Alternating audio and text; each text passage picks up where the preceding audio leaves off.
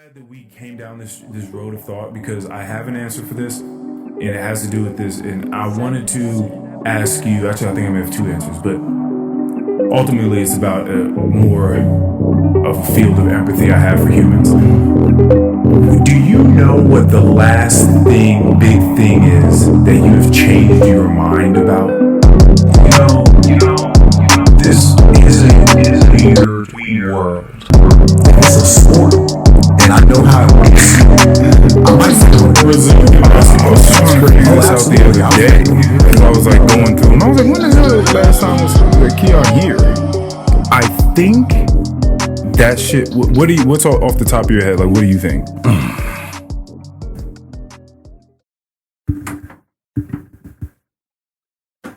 Crazy, right? Yeah, I don't really know, to be honest. I think it was last October.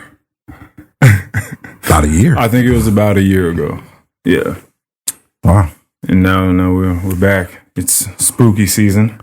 It feels good, right? I mean, I think it's a new environment, but it feels good. It's your first time here. Yeah, I was definitely looking forward to coming here and doing this. Let me put this on Do Not Disturb real quick. Please. It's very, very nice of you.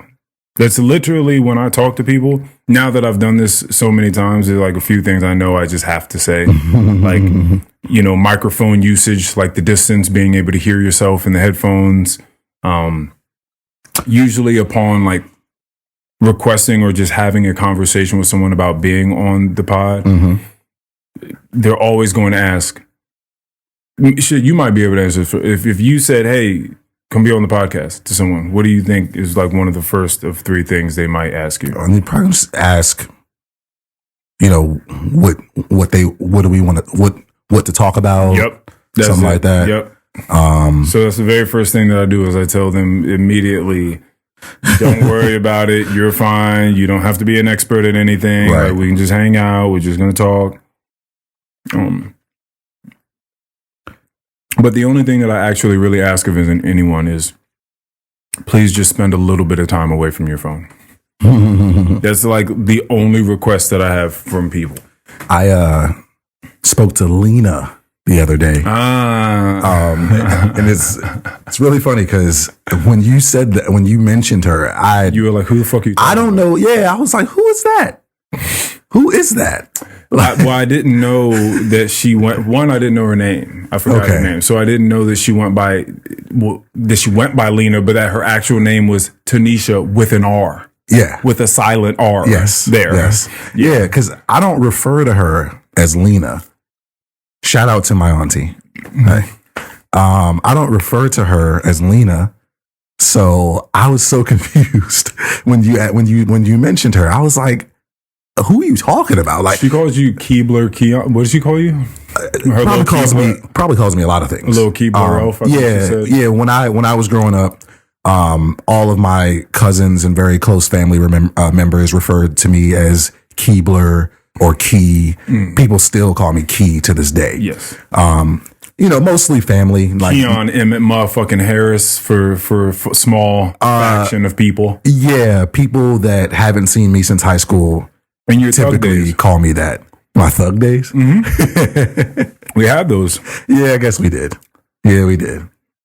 I mean, that's what was cool back then. Everybody, we was listening to 50 Cent wanting to be hard. Yeah, it's crazy now, like looking back.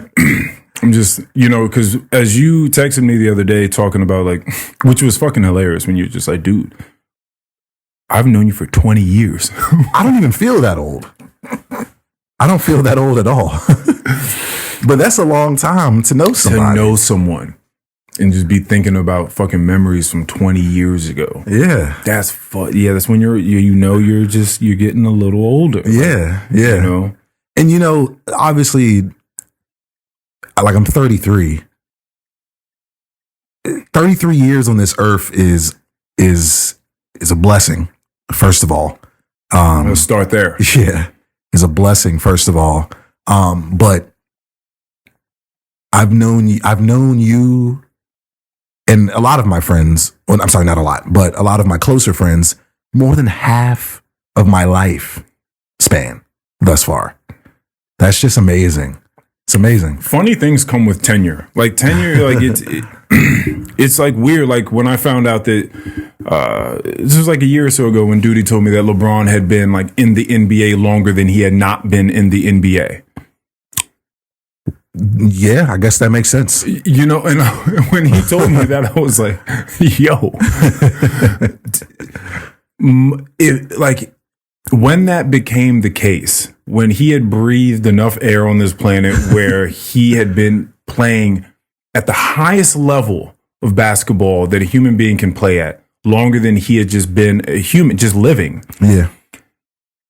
That is a wild stat, bro. That all he is basketball. Right. That's all like, he is. That's most of what he knows is playing at the highest level in the world. Even before he was in the NBA, he was playing at the highest level of high school. Yeah, like where you know what I'm saying? Right. Like he was the nigga in high school. That's so fucking crazy. That's just so crazy. That's so crazy to think about. So yeah, when you think about knowing people longer than like not having known them, because that's us. Like we've known each other longer than we didn't know each other. Yep.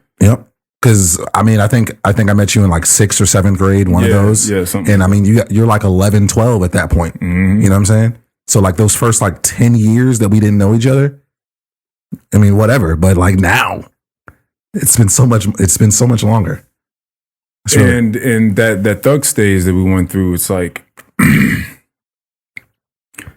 there's nothing I want less than the thug life. Yeah. You know. I think about that all the time. There's nothing. I think about all the moments where like I was at the gym the other day. I was about to get out of my car and a couple of bros came out and I'm sitting in my car finishing up looking at something on my phone or something. So they don't realize that I'm in the car. But they open up the driver's side door and just smack the shit out of my car. They really opened their fucking door hard. No awareness. Swiftly. And just smacked my car. And I just like looked up at them. And I just took a breath and I just continued doing what I was doing on my phone. And they just got in their car and I got out and there was a little mark on my car and I was like, fuck, I don't really care about it. And then I just went on about my day and got a workout in.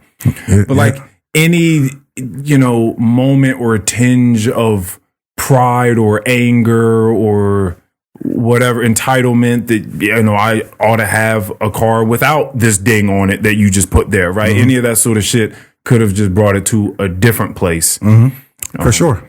Like, and just me just not caring about that scratch, it opens up a world of peace. Yeah. You know what I mean? Where I don't have to do this. I often refer back to my dad in that parking space fiasco in Adams Morgan, where, someone sees a spot. Parking spaces are funny to me. Like you see a spot. There are other spots you can find parking. It's going to be, maybe take you another 5 to 10 minutes, but you can find some parking. You might have to walk a little further. And the fact that someone pulled in right before you and then lowered down their window and laughed at you. Now, see, that's different. It's different in that it's funnier. Well, but it's my thing is this. You're with your wife. Okay. You got to have the discipline. Yes. Nigga, you are in DC. Okay. You're in a predominantly drunken area of DC with a bunch of people out there, and you have because you have to think about the types of people that do certain things. Mm-hmm. Okay. You would never, even if like you stole somebody, the proper etiquette when you steal someone's parking space, if you are going to steal someone's parking space, is you keep your fucking head down. When you steal that shit, you keep your fucking head down and you take your keys out and act like you're fumbling with stuff around in the car and wait till they're no longer there to get out. I'm laughing that's the etiquette. For sure. 1,000%. It's the proper way to handle that situation. Well, the proper thing to do is to not steal someone's parking space. Yeah. Right? But if you're going to, because you're just in a rush, you have to get somewhere, then you have to look down. You can't roll your window. You can't look at them in their eyes like, yeah, bitch, I beat you. You can't roll down your window and say some shit. But if you're the type of person that does lock eyes with them, roll your window down with your significant other in there, and both of you point and laugh You willing to risk it all. You don't need to. Yeah, one there, but that's my thing. I don't know what they're willing to. I don't know what's going on in their mind. I just know that that's so far from where I am. And I don't even want to open that box. Like, I don't even want to know what those options are. Yeah. So I'm just like, you know what? Y'all are funny. I'm going to keep going. Yeah. Like, y'all can have this story of just like, hey, remember this dude that we stole his apartment? Y'all can have that story and laugh at me later on. That's totally fine. That's totally fine. I'm not going to get out. And then, nigga, what if a tussle break out? Now my wife is there. Now I'm in a position where, what is my wife to do? Say I get knocked out. Police are being called. Say I get out of the car and I get knocked out immediately. Right? But these people are also the type that's like, yeah, yo motherfucking bitch too. What's up? Damn. Now I'm knocked out, can't do anything, and now they're after my wife. Bro, imagine this. Imagine this. You wake up, you come to, and your wife is laying beside you, knocked out. That's going to be a hell of a conversation later. It's going to be a hell of a conversation. Hell of a conversation. Oh, bro. All right, let's take it a step further. Let's say you were out with your mom, and it was your mom that was laid out next. Nah, you just going to have to come up out of that sleep you in. You got to come up out of that. Waking up next to your mom because she got knocked out shortly after you did. Off of your dumb shit. You gonna have to fight up out of that like sleep paralysis. You just going to you gonna have to come up out of that. But see, but the whole point I'm saying is that the whole thug life thing, I'm glad that it was a phase for us. I'm glad we were able to be young and listen to 50 Cent. And because when Get Rich or Die Trying came out, and you know what I mean? I was in it. I wanted to be a thug. Yeah. I wanted to kill someone. Absolutely. Okay. Oh, hold on. Whoa. Well, I mean, you know, like in a playful way. You know. But anyway, so but leaving that behind, because some people held on to that.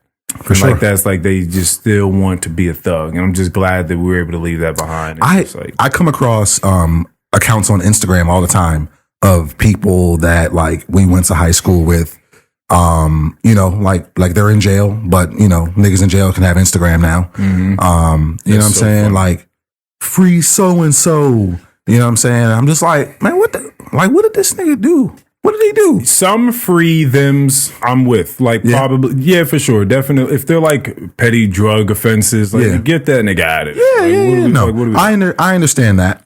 But I always sometimes I don't always know what exactly they did. Yeah, no, sometimes they need to stay. Yeah, absolutely. Sometimes they do need to stay. You have to. You got to rethink some things. Here's the thing. I think about the consequences of my actions all the time. I think I've probably said that on here before. For sure.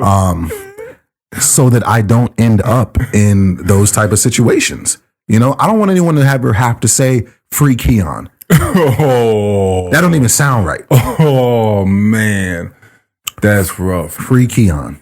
Yeah, that's tough. I don't want anyone to ever have to say that. Well, the thing that also comes with tenure is you experience a lot of shit from just people that you went to school with, friends, family, acquaintances, all that, right? So my dad just went to his, what was it, fucking like 40th high school reunion or something like that. Yeah, it was, you know, something like, it must have been that.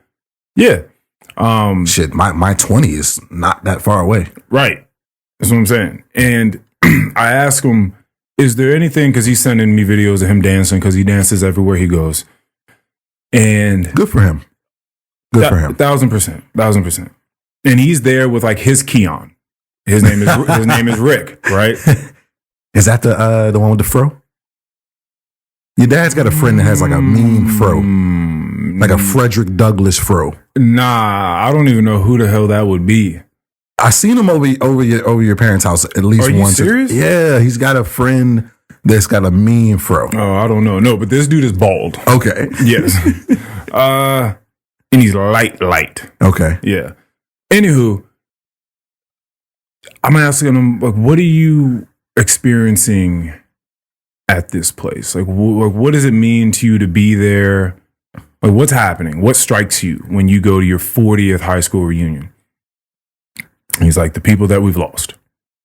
Like you just realize how many people have died. Well, yeah, I mean, 40 years, a lot can happen in 40 years. I know, but you have some 40-year-olds that they're just fine, you know, and then there was others that died in the 30s, and I mean, clearly for various reasons. Like some of it was just drug overdoses, some of it is, you know, you was caught in some gang shit, but like we know people, friends of the family that still out there in them streets. They got their toes in the streets for sure. Yeah. Shooting at people. Yeah. People out there doing drugs heavily. I'm pretty certain that's what when my mom died of. I'm pretty certain like they found her with like a ton of shit in her system, and she was like sitting there for like a few days. Yeah. That's so crazy to think about. Well, just like being found a few days after your demise. Yeah. Yeah, I think she probably didn't go to an AA meeting or something like that, or whatever, her 12-step someone meeting. Thought to like, like, yeah, where's Denise? What do they call that? A welfare check, I think. Something like that. Oh, where they just kind of like, they send a policeman to the house just to like make sure everything's okay. Yeah. Something like that. And she had been seen like 3 days prior walking her dog. A dog that was newly purchased, by the way, to try to help with her depression. I think my dad sent her some money to try to do. He was like, all right. That's really...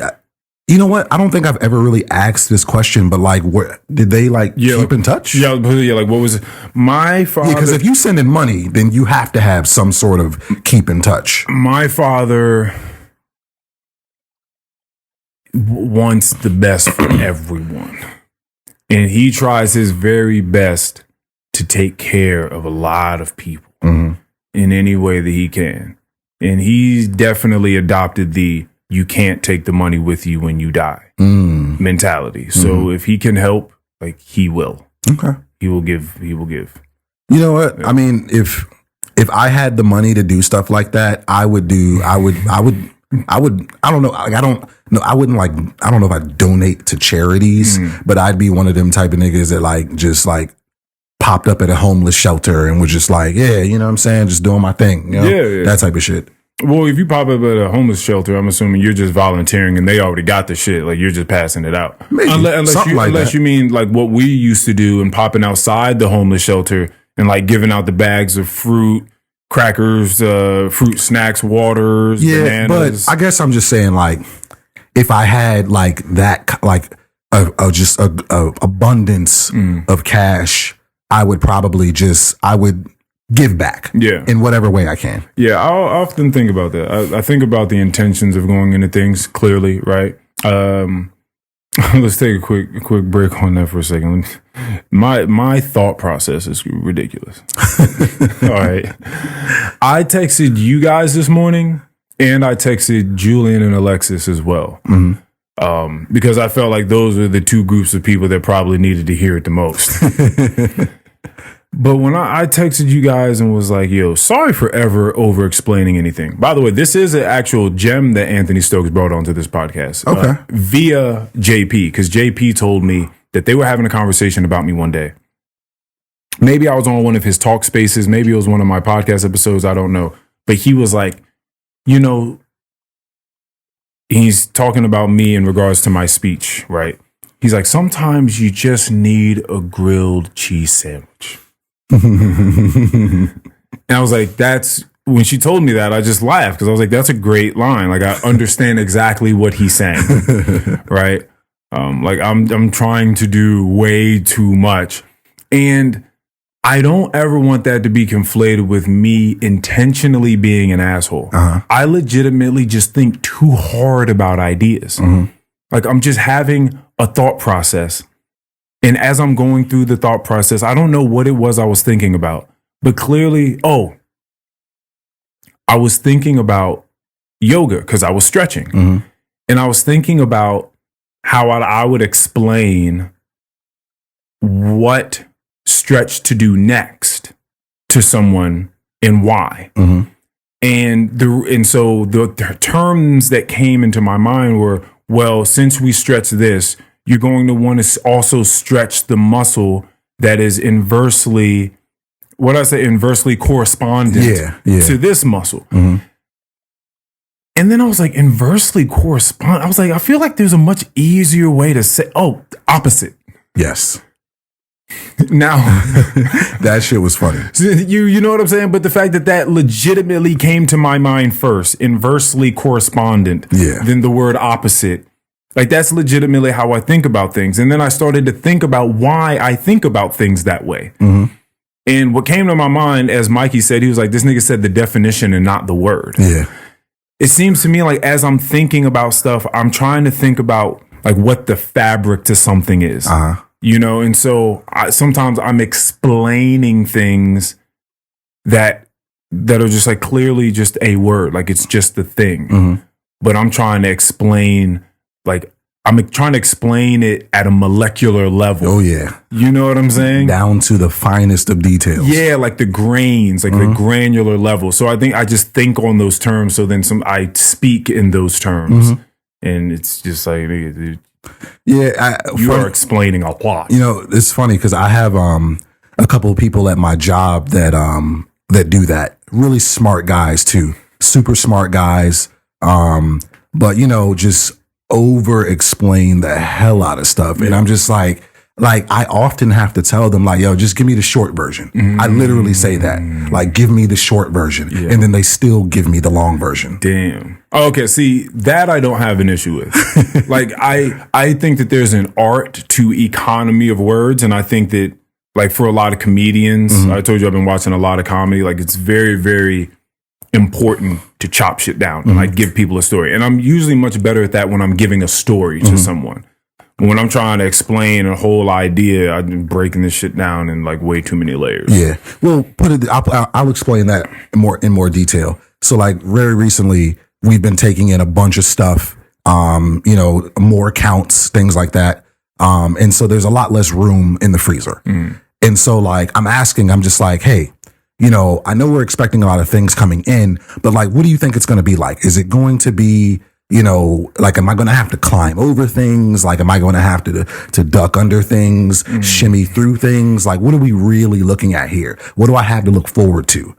And, you know, this person goes on to start explaining like, okay, well, you know, we're getting in 2,000 pounds of this, blah, blah, blah. And I'm just like, no. I already, like because you told me this already. Right. Like you all, like, I know what's coming in. I know why I know why the freezer is going to be jam packed. I'm just asking you to just let me know, like, what type of space do you think we're going to have? Like, speak to me visually. Yeah, like that's geometrically. That's all I want to know. Yeah. So he answered that question, but then floated it into 2,000 pounds of this, 3,000 pounds of that on Wednesday. This might go out, but and I'm like, I didn't like, just answer the question. Yeah. Like, it's a very simple question that needs a very simple answer. Yeah. You know? Yeah. And, you know, it's all good. That's how some people are. I get it. You know? Yeah, I get it. Yeah. It's all good. I think I feel good about being able to flow between states. I think you should be able to explain something at a detailed level if someone needs that. Yeah. And for you to, like, probably understand something, you should probably know it at a detailed, you know, level. Yeah. I think it's also great to be able to explain to someone quickly, like, what something is and why it needs to be done some way, or why it's going to look a certain way, or whatever it is they're asking for. And I think it's also very important to be able to slide back and forth between those things. But if, like, you can only talk about things on a very surface level, and, like, someone starts asking you the details, and you're like, oh, I don't got that. I can tell you how to shimmy through, and that you're going to need to duck under this, and you're going to need to climb over this, but I don't know none of these numbers that you're asking for. Or vice versa. You know, the guy couldn't tell you that, but he could tell you all the numbers. I think being able to do just one of those, like, if I could only say shit like inversely correspondent, and the word opposite just never occurred to me, that's probably an issue. Like, you know what I mean? And vice versa. So yeah. But I believe this gentleman, he also goes to I think it's called Mensa. What's that? Mensa or something like that. It's like a convention, for just like really intelligent people. Oh. I think it's called like Mensa. It's something that starts with an M. I don't know about this. Yeah. It's a convention for really smart people. Yeah, like it's like a group. Yeah. But they have like conventions where people come together, and I don't know what they do there. Yeah. But yeah. So I mean, I'm not taking anything away from him. Yeah. You know what I'm saying? He's a really smart guy, knows what he's doing, knows what he's talking about. But sometimes I just need just a very simple answer. You just need the cliff notes. Yeah. You know what I'm saying? Because like all the pounds and the numbers and quantities are not related to the question. You know what I'm saying? Like, no, I get it. Like you telling me that there's going to be 17,000 pounds of things doesn't answer the question as to will I be able to get around stuff? Yeah, you have to listen to what someone's asking you. That's a huge part of it too. Like when people tell stories, I often talk about this. Like when people tell stories, I'm wondering sometimes why they think that the way that they're telling it is a good way to tell a story. Mm-hmm. It's like, why would you put that fact there? Mm-hmm. Why would you leave this fact out? Mm-hmm. Why, when are you going to? So how much, first of all, let me start with this. I think I've asked you this in the past few months. I'm going to ask again though, because I don't remember the answer. Right. How many white comedians do you know/like will spend an hour listening to like a comedy special? I don't really watch comedy specials. Oh, okay. From anyone. For anyone. Yeah. Yeah. Damn. So it would be really tough for me to answer that question. I can name some white guys in funny movies that I like, but not like stand-up comedy people. So you can't really refer to like old Chris Rock, Dave Chappelle stand-up. So you don't really. I mean, I've seen some, but like. Yeah, it doesn't really. It's much better in person. Yeah. I've only been to, I wouldn't say amateur, but not like a superstar. The biggest person I've been to was to see Uncle Elroy, DC Curry, I just talked about. But just like live music, it's just a completely different thing when you're there. Like they legitimately perform some sort of hit, like mass hypnosis. It's so weird. Because like everyone is here just to listen to this one person talk.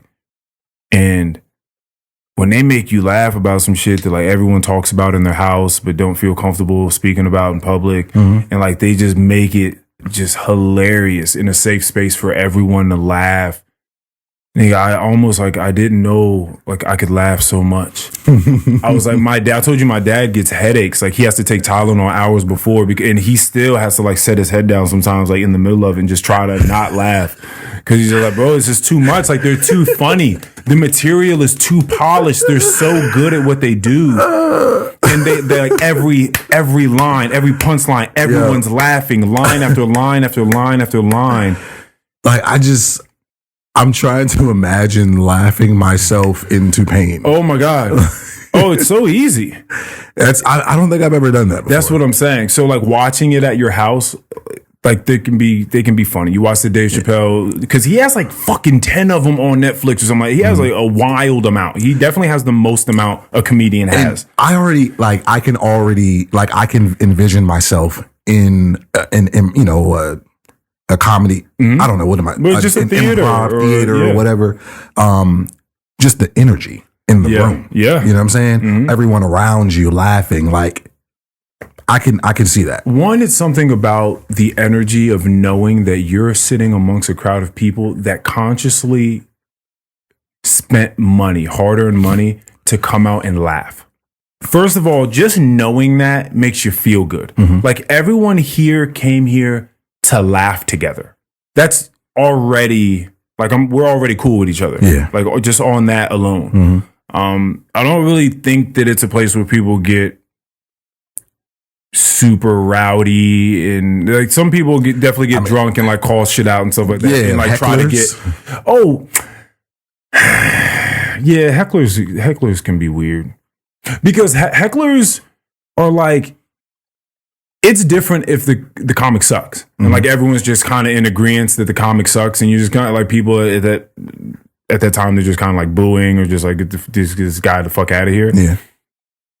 If it's generally understood, I think that real comics would understand, yeah, get your suck ass out of here, go work on your material. Like you suck. I think that a real comic would understand that about themselves, and their friend comics would be like, yeah, you bombed. Like, get the fuck out of here. Like, go work on, like, why'd you go up there with that? Like, that sucked. But if there's like 2 people in the crowd, like everyone's laughing, and there's a couple people that get up, usually because they're outraged, they don't agree with some shit that you said. The issue with that is it's a comedy show. So like, you're coming here trying to have a real political or philosophical debate with someone that's up here telling jokes. That's not like what we're here to do. Like, they're telling jokes. They're saying things that they often don't believe because it's funny to say. Yeah. So like, you kind of got to get on board with what a comedy show is. You know what I mean? To some degree. You're almost trying to get a rise out of certain people. You know what I'm saying? I would feel like as a comedian, you have to expect that there's going to be some people in the crowd that don't agree with what you're saying. However, you're going to make that as funny as possible. It's an occupational hazard. Just like you having to have people walk up to the DJ booth and ask you to play certain shit, to give you requests, and you're just like, I don't like this part of this job, but I'm a DJ. I am a disc jockey. Yep.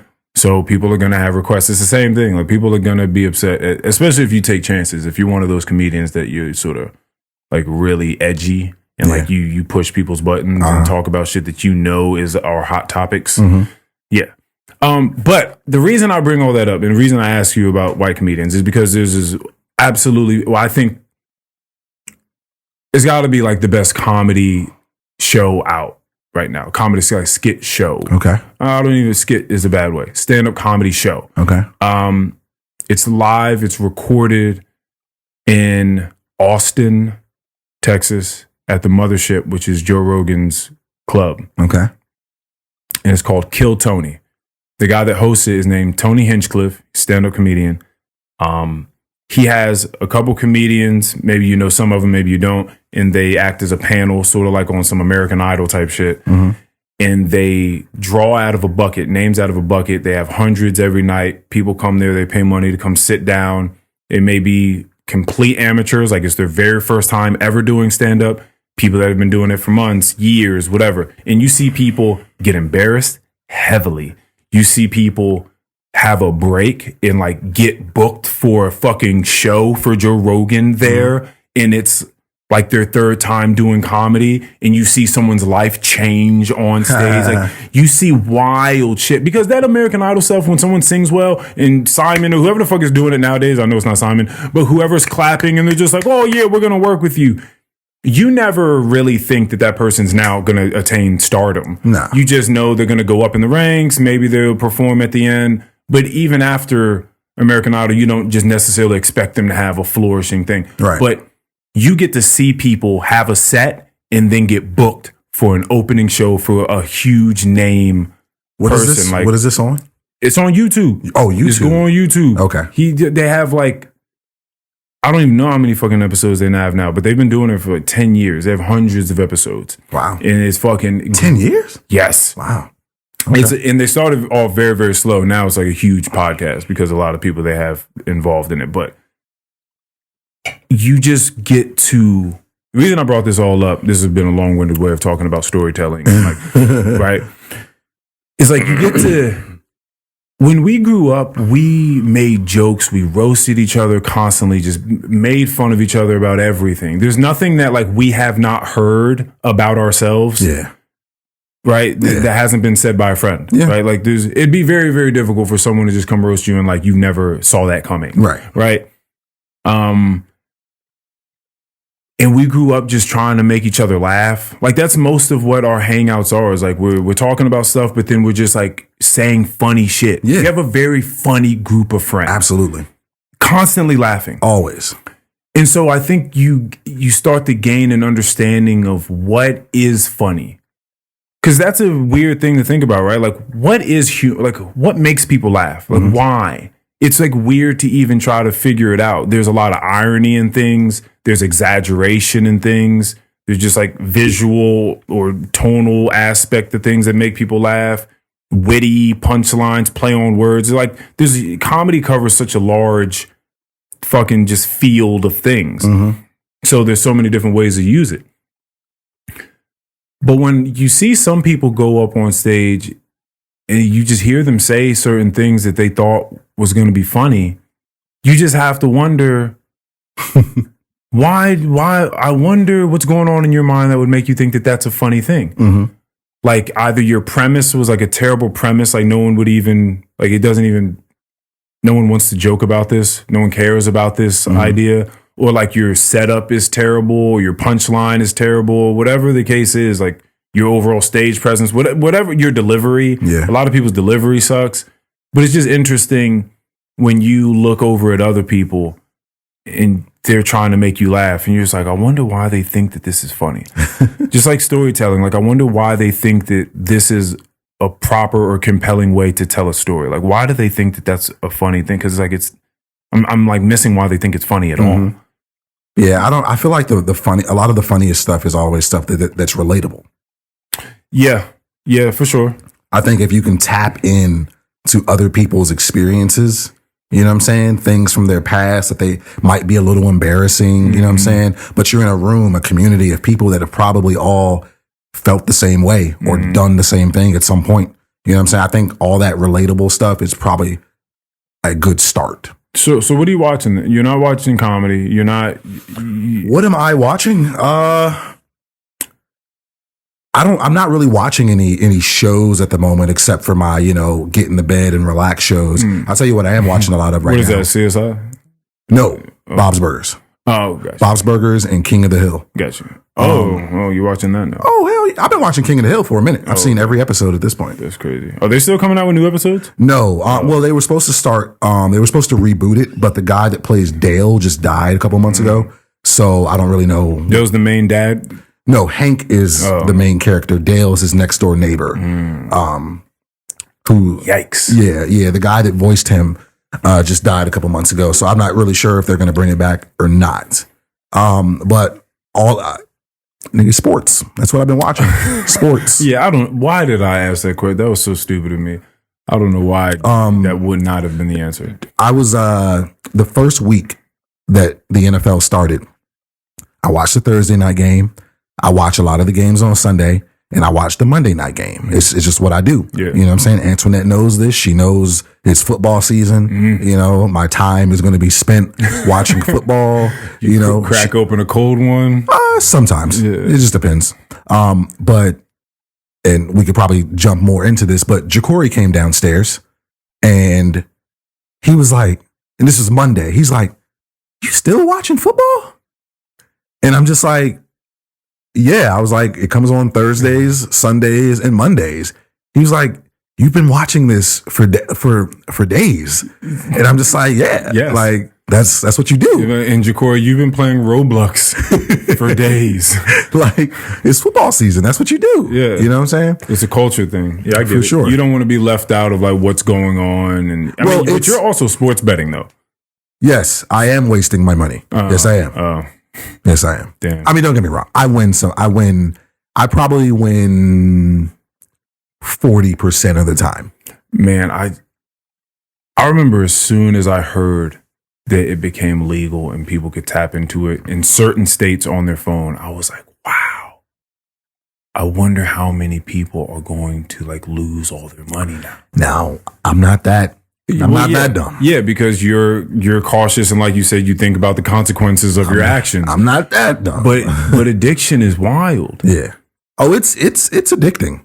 It's very addicting. It's very wild. Yeah, like there's certain nights where I'm just like I just try to give myself a certain amount of money to spend on any given day. Okay. Oh, so this is you have a daily budget. Oh yeah, nigga. I be betting on Brazilian basketball. Yeah. Oh yeah. If it's a sport and I know how it works, I might bet on it. Brazilian basketball sounds crazy. Oh, absolutely. I was betting on the Euro Cup, European basketball before I got here. I feel like, do they even have the same rules in Brazilian basketball? I feel like it's a different sport. I think that there are different rules just depending on the league. Can anyone dunk? Yes.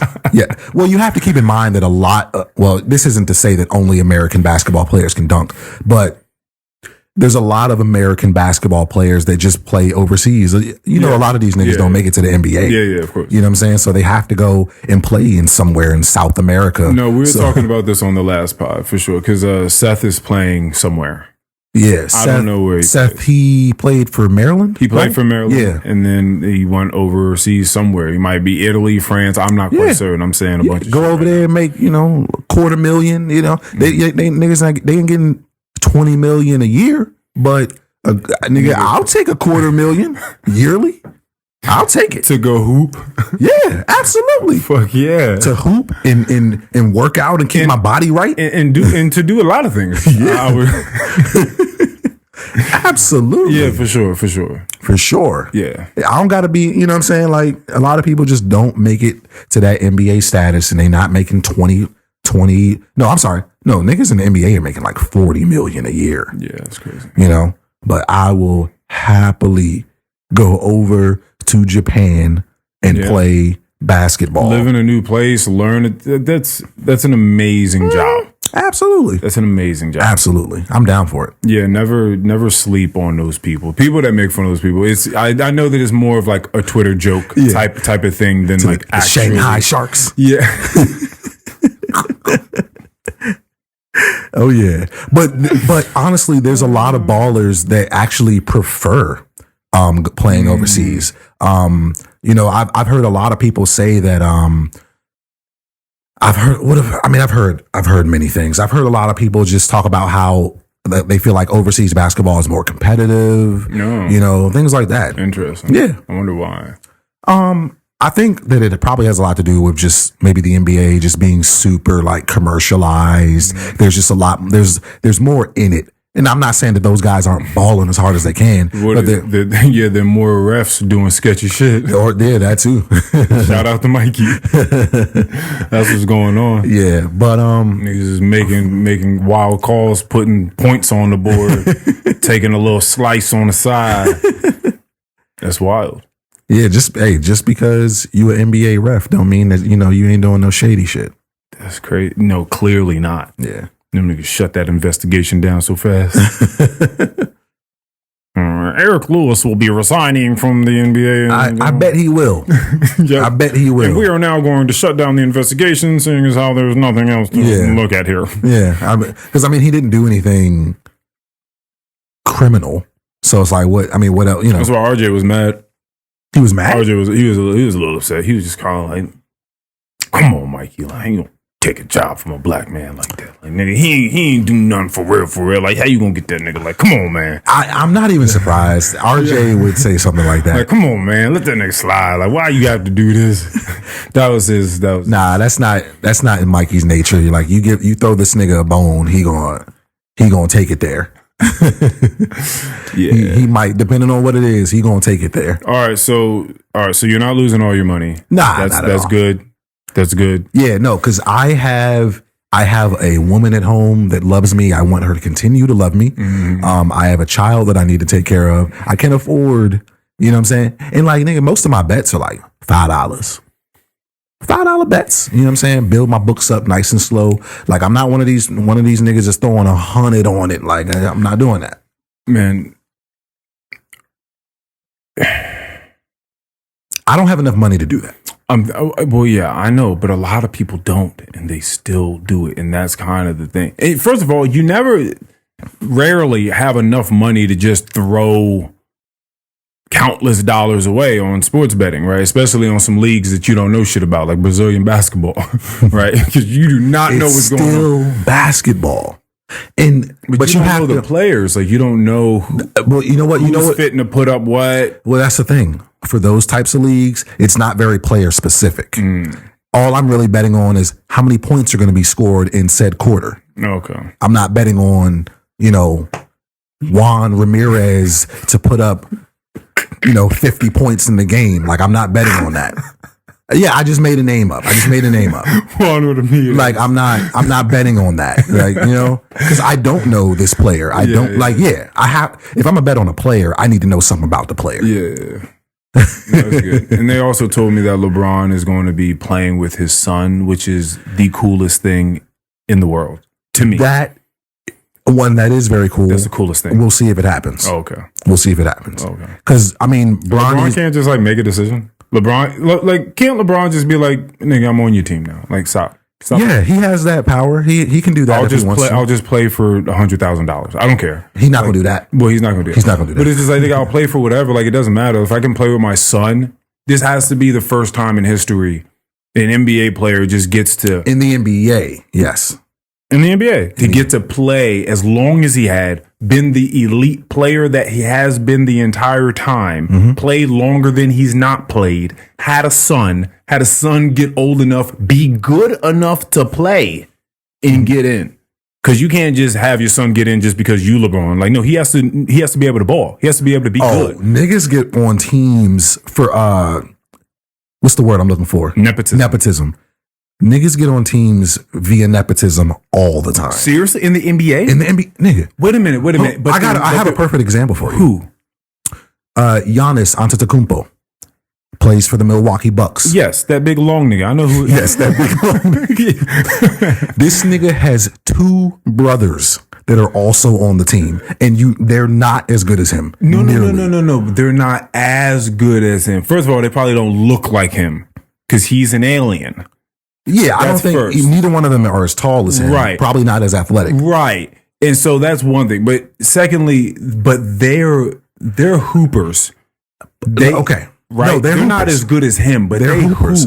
They're hoopers. They're hoopers that come off the bench in the very last game of the year to play for 5 minutes. Well, those exist on every team, though, correct? Yes, but they aren't always brothers of the star player. That's very true. Anybody in the league could play that position. Anybody in the league could come in and play the last 5 minutes of a game because the game is over already. Yeah. You know what I'm saying? There's a lot of people that don't have a job. Well, I'm sorry, not a lot of people. There's two ballers out here right now that don't have a job because Giannis's brothers are taking up the bench. Oh, yeah. It'd be different if they were starting. Yeah. Or if they were like a 6-man. Yeah. You know what I'm saying? Then we talking about something else. They way down on the line. Yeah. On the depth. They're bench players. Yeah. One of them has been in Milwaukee the entire time. The other one, I think, was playing with Golden State at one point, got a ring on the bench. And now that other brother is now in Milwaukee playing with Giannis. Yeah. And I don't mean to turn this into a sports pod, but what's funny to me is now this is before Damian Lillard got traded to Milwaukee. Giannis was talking about, I don't know if I'm going to sign a new contract. I have to see, what the higher ups are going to do, like what kind of team they're going to be putting together. And then like a week later, this nigga's brothers gets added to the team. And so like a lot of people were kind of roasting him like, damn, nigga, you talking about getting star power here to help win another championship. But you just signing your brothers. Like, and he had input on that. Yeah, it's not like the they scouts just saw him and like, these happen to be your brothers. Oh, damn, I didn't even know. That's crazy. These niggas is ballers. Like, man. Yeah. I didn't even know. Yeah, for sure. No, it happens. Yeah, I know. I get it. Pool. It's who you know. Yeah, and I always find it funny. I always find myself wondering, like, are they really good or do they just have a really good last name? Again, we're talking about these particular basketball players. No, just sports in general. Because you got people like Arch Manning. Plays at Texas for the Longhorns. Okay, so is it what, Eli's little brother? No, it's Peyton and Eli's other brother that doesn't play any sports. It's his son. Oh. Now, I don't think he starts, but he plays ball in Texas, makes a lot of money because, college sports, they make money now. Oh, they made that switch. Oh yeah, I didn't know that. When did that happen? Maybe like in the last 2 years. Oh, okay, because you and I spoke about it on a podcast. I guess it was clearly 2+ years ago about them not being able to make any money, but bringing in tons of money for the school. Yeah. No, they got sponsorships and all types of stuff now. Nice. Shador Sanders, Dion's son, he's like the highest valued. His NIL value is like almost $5 million. The NIL? I don't know what that stands for, but it's just Which is funny because it means nil, which is zero, which is hilarious. That's also true. Yeah. I don't know if that's more of a net worth or that's a per year type of number. I haven't done my research on it, but they're making money. Well, I think a lot of times when people grow up, like you have to imagine, people are growing up in a household where sports are being played. Sports are everywhere. They could be musicians, you know, and you're just like, is this person really going to be as good as Adele? Like if Adele has a daughter or something, like are they really going to be as good as Alicia Keys and Swiss Beats has a fucking child? Like, are they really going to be? Maybe. They're around top producers and artists. I mean, maybe not saying that they just constantly hang around the house. Like that's just what it is. But you're constantly around someone that does it at the highest level. Mm-hmm. There might just be shit around the house. There might just be pianos and instruments around. There might just be, you might, that's just the life that you grew up around. So you get a very early start is what I'm saying.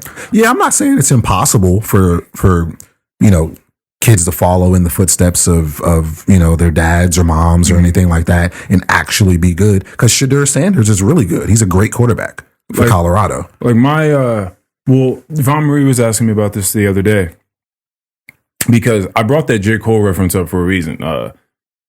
Maybe we can talk about that fucking football thing too. But I was having her listen to No Shooter, which is like track number 5 or 6 on Drake's new album for the Dogs. I haven't listened to it yet. Featuring J. Cole. I go and click on anything that has J. Cole on it. Okay. I love him. I love his art. I love his craft. I think that nigga is amazing. I think he's very, very good at what he does. People can fry me for that. That's fine. No, I mean, why would they fry you? Some niggas just love to make fun of J. Cole. I got to tell you, if I was ever a rapper or some sort of superstar, I would want to be like J. Cole. He's really good at what he does, and he stays out of the spotlight. I mean, like he doesn't stay out of the spotlight, but he's not just one of them people that you just see here and there all the time, just in your face. You know what I'm saying? Like Drake is all in your face. You know what I'm saying? You can't get away from Drake. But you don't be hearing shit about J. Cole just all the time. No. You know what I'm saying? You kind of have to go search for that. Yeah. And it's usually just for his music. Like, it's usually just like, oh, he came out with another verse. Yeah, like you're not hearing about J. Cole and any women and none of, you know what I'm saying? Like none of that extra shit. Matter of fact, on the recipe, the song with Lil Yachty, what did he say? He said, I've been stopped fucking you thoughts. Yep. I ain't got no patience left. Yeah. He was like, save all that shit for the niggas that rock the fake protects. Yep. My paper stretched just like a Laker before we break a sweat. Yep. But I was letting her listen to the song, and as I was doing it, we were looking at the lyrics. And I was breaking down the lyrics. I was like looking at them and I was interpreting them. And I was like, yo, listen to this. Look at these words. Like, this is what he did here. And it was a way in which she's never parsed music in her life. I want to ask a question, like, because we've been listening to rap our entire lives. Like, does she key in on like punchlines and shit like that? No, not really. But she likes the music, and so I'd be like, you need to let her watch like some battle rap. I have, but that's too. It's a lot. It's just like we were talking about, just trying to start playing a video game at this point in time with the analog controllers and all that. It's very difficult to like just start listening to music and thinking of like reading between the lines, thinking about double, triple entendres.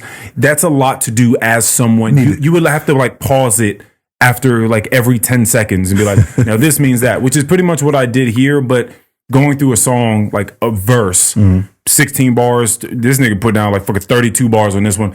Whatever it is much easier than trying to do like a whole hours long rap battle, right? But it is something that I learned how to do young because I was in a space, right, where my grandma loved music and she would sit my ass down, and I did not like it at the time, but had music appreciation time. Sometimes it lasts for like 30 minutes to an hour, and she'd just sit me down and we listen to some fucking Duke Ellington, you know what I mean? Or some BB King, something like that. And I would just have to sit there and just like listen to it and all that sort of stuff. And then shortly afterwards, Slim Shady came out. And once he started rapping and I got onto that, that's when I started to like fall in love with words. Cause I was like, damn, like this nigga's using words in a wild way. And like he can make you feel so many fucking things rapping. Like it's so cool. Like what he does, he's literally like juggling words, and it seems like it's so fun for him. Yeah. It seems like he can do whatever he wants to do with words on a beat. And that's the same way I feel about J. Cole. It seems like it's just fun for him at this point. I think the first person I ever felt that way about was I used to listen to a lot of Cassidy. Yes, you did. Cassidy was used to be like my favorite. He was the punchline king when he was around. Yes. Yeah.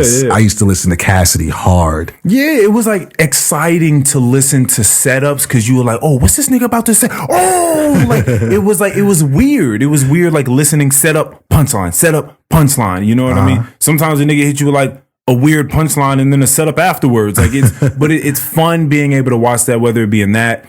I like it in writing, in books. I like it in comedy. Like no matter where it is, I like writing. I like people rearranging words and doing fun shit with them. But that's how I look at music. Like when I'm like listening to stuff, I really think about the shit that they're talking about and like how fucking impressive it is to put some of these things together. It was like really, really cool. That's what's up. Even when Drake's having fun, like Drake at the beginning of the song, he's painting a picture of him being at dinner. And that's another thing. I'm a visual person. So Drake is like, I love being at dinner with some fine women that's debating about who the GOAT or who's the best, whatever. And so automatically I'm thinking like, okay, imagine Drake at dinner at a nice restaurant, because it's a nice restaurant, with a bunch of fine women.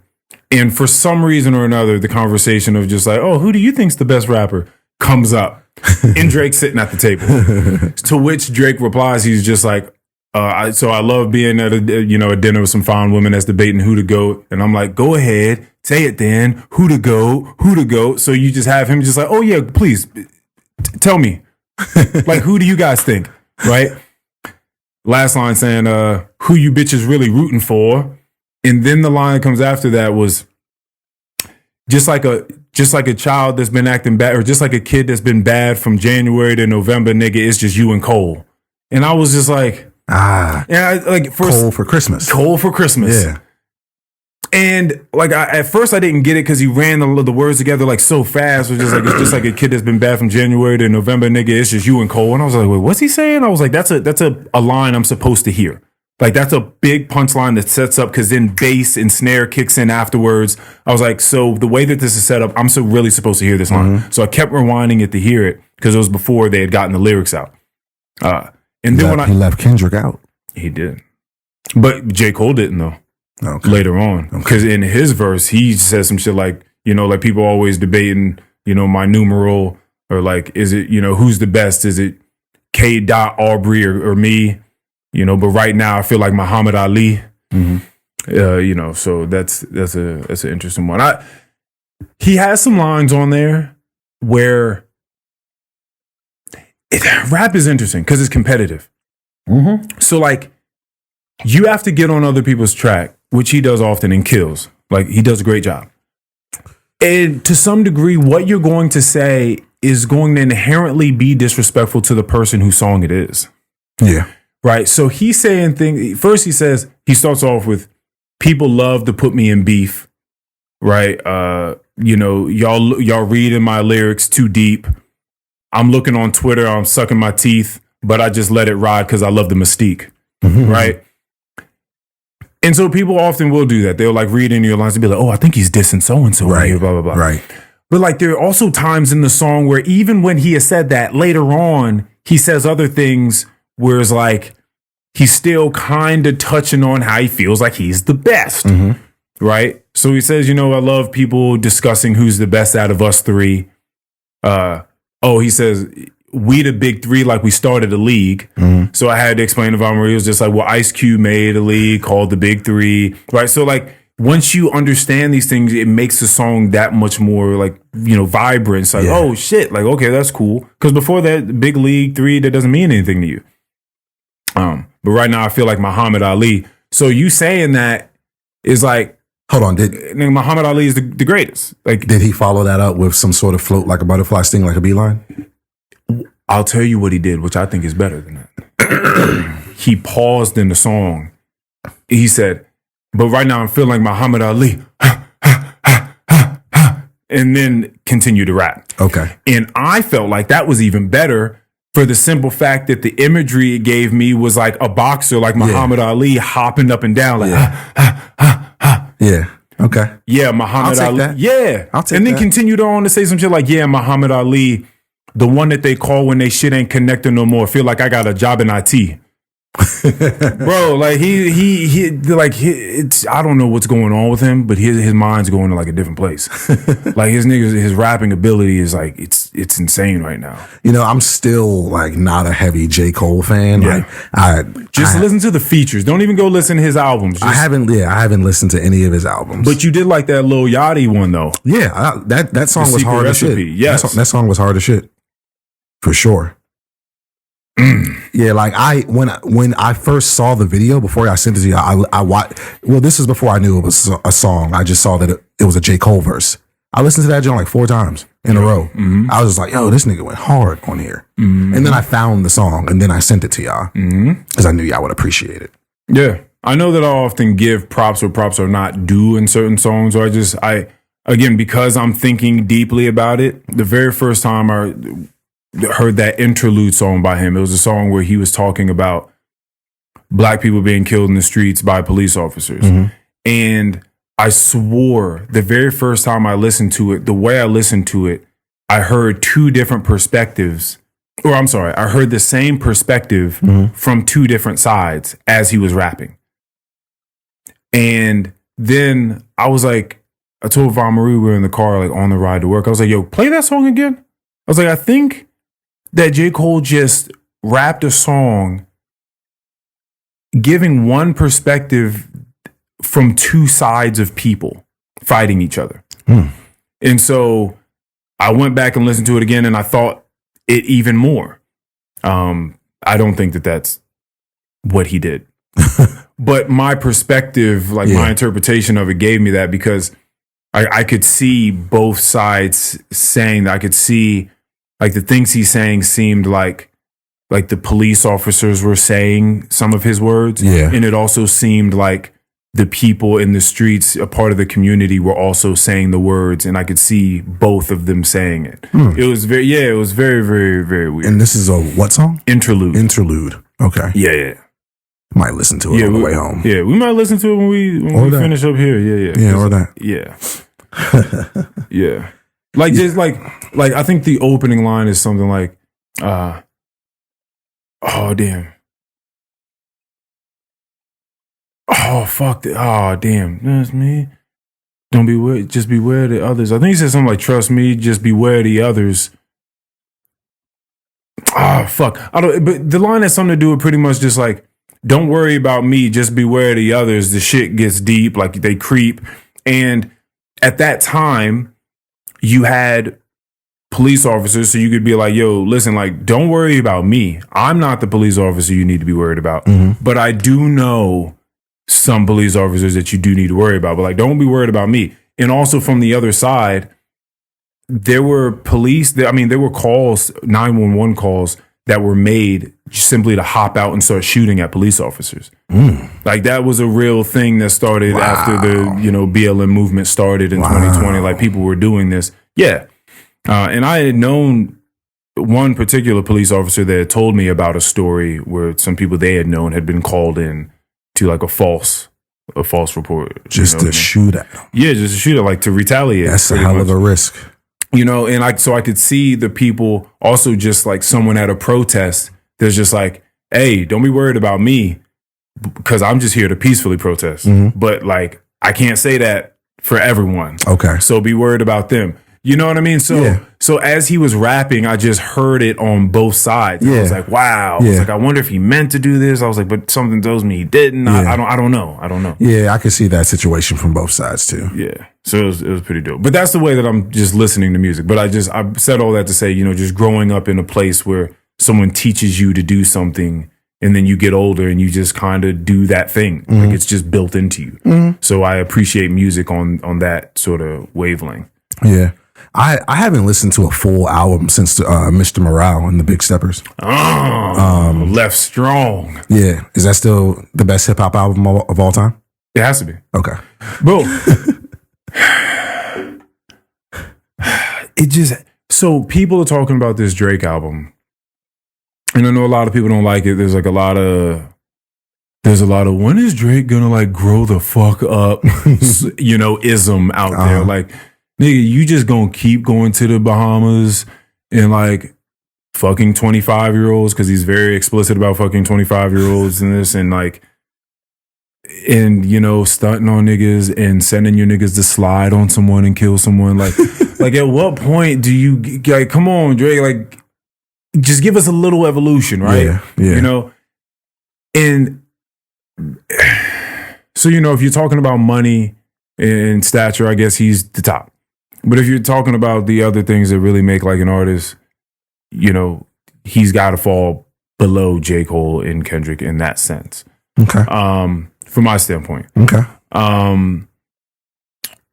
But I mean, I don't check for Drake anymore. After Nothing Was the Same, like I wasn't really. I feel the same way. Nothing Was the Same was a great album. He had a lot of great. He had a lot of great content and a lot of bangers at the same time. Like that's possible. You know what I mean? Like Worst Behavior was on there. I love Worst Behavior. Started from the Bottom was on there. I love that. I love Wu-Tang Forever. I love Too Much. Don't think about it too much, too much, too much, too much. I love that song. Yeah. And he gave us some real shit in that. I love Paris Morton Music with Jay-Z on there. I love what else is on there? There's all sorts of shit on there. I think From Time with Jhené Aiko is on there. I love that song. Tuscan Leather, which is the opener, I thought was hard. Furthest Thing is hard. Like, there's mad songs on there that are hard. The language is hard. But then, like, after that, there was some joints. More Life has a couple joints on there that I'll go back to. Scorpion has a couple that I'll go back to. But that usually seems to be a thing. Like, I'll pick a couple because I know that, like, a body of work from Drake just isn't for me. Like, it's just not. I think, and a lot of artists do this. I just feel like his music is like saturating the game. I feel like this nigga drops something new like almost yearly now, even if it's just like a little collab album, So it's we just did like, have some 21 Savage collab album that came out. Yeah, recently, right? like so it's like you have to be like a super Drake fan to want to just listen to a new album from him. Yeah, annually. Yeah, and some people might say that sounds crazy because it's like, damn, it's just one album in 365 days. But it's like, yeah, but I'm also listening to a bunch of other shit too, Yeah. So like you said, I'm not really checking for Drake either. Yeah. I'll listen to some singles, but I haven't listened to a full Drake album in a minute. Yeah, I think it's different when you I mean, he could just legitimately be, there could be no holding back and no like trying to stop himself from evolving or anything. He could just be like, that's really his life. It's just like, he's got a song called Bahama Promises. And he's just like, yo, like he's talking to some chick. He's just like, man, like you really fucked up the Bahama trip. Like, I really hate that you did that. Now I got to leave your ass at home next time I want to step out and hit a little vacay. Like, you can't come no more. Like, why'd you do that on the beach that night? And like, maybe this is legitimately just Drake's life. So that's what he has. Like, that's what he's inspired by. It just ain't for me. I told a fib just a second ago. I have listened to another album, Renaissance. Who's that by? Beyonce Knowles. Oh, that's the one. That's crazy that you didn't know that. I don't listen to. I do not know a Beyonce song aside from. We got to go back. Like, we got to go back for me. Like, I know some Destiny Child songs. I know, like maybe the Beyonce songs that will be played if you're at a fucking Target or a JCPenney's. Like, I Love on Top. Baby, it's you. All that shit. Antoinette says that all men love that song. It's a great song. Yeah, it's a great song. I love that song. Does anyone think that that's a bad song? okay, maybe not like it, but you have to understand that like what she's doing on that song is crazy. Like how she just like keeps going up like in notes every time. I don't know if it's like a full octave or not. Maybe it's like halves, but like it's insane what she does like towards the end of that song. Yeah, I mean, there's just been a lot of hype around the tour that she I just didn't know finished. that the name is Renaissance. I know various people that have gone to shows. My little sister went to Houston. Yeah, your parents told me. Oh, that's hilarious. Yeah, when I saw them, was that 2 weekends ago? That's so funny. Because I was wearing the Beyonce Oh wow, tour merch. you got merch T-shirt. Yeah, well, I ordered it before the concert. So when you listen to Beyonce, like what are you doing? Like what is the action? Don't look at me like that. What's the action you're performing when Beyonce's playing? Like what are you doing? When I listened to the full album, I was on a drive to North Carolina. Okay. And like, and that to you, that's cool. Like you like listening to Beyonce in the car. Like that's. I mean, it's not that I like listening to it in the car. It just like the album had just come out, and I mean, it's Beyonce. I respect it, so I was like, let me listen to this. I got a long car ride. Let me see what this joint hitting on. Any other time I'm listening to Beyonce, it's probably because I'm in the car with Antoinette, or I'm in the house with Antoinette, and that's what she's putting on a speaker, something like that. Yeah. But like just outside, yeah. I mean, I didn't, no, I'm sorry.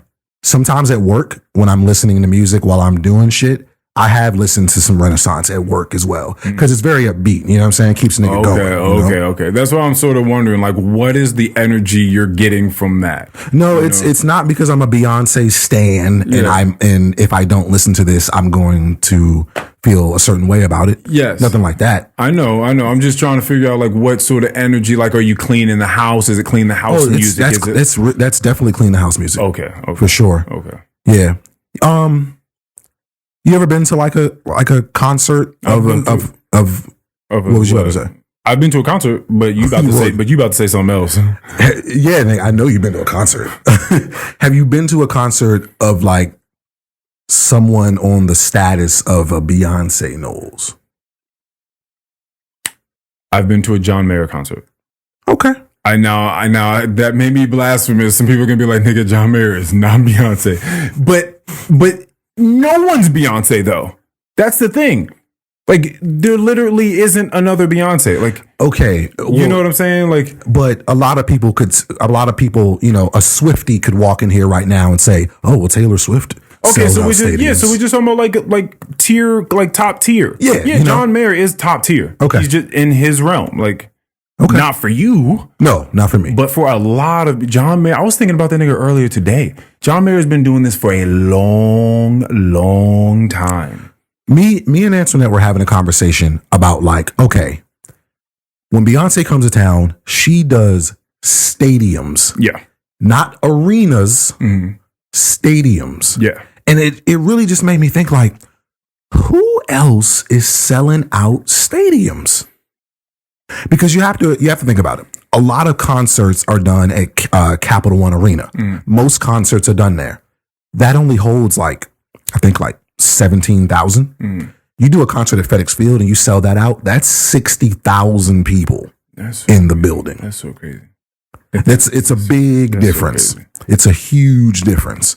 So I'm just like, who else is doing stadiums though? Yeah. Stadiums. As a single act. As a single act. That's a lot. I don't know. I will check it. I will check to see if John Mayer's ever done any, because I could also see that being the case.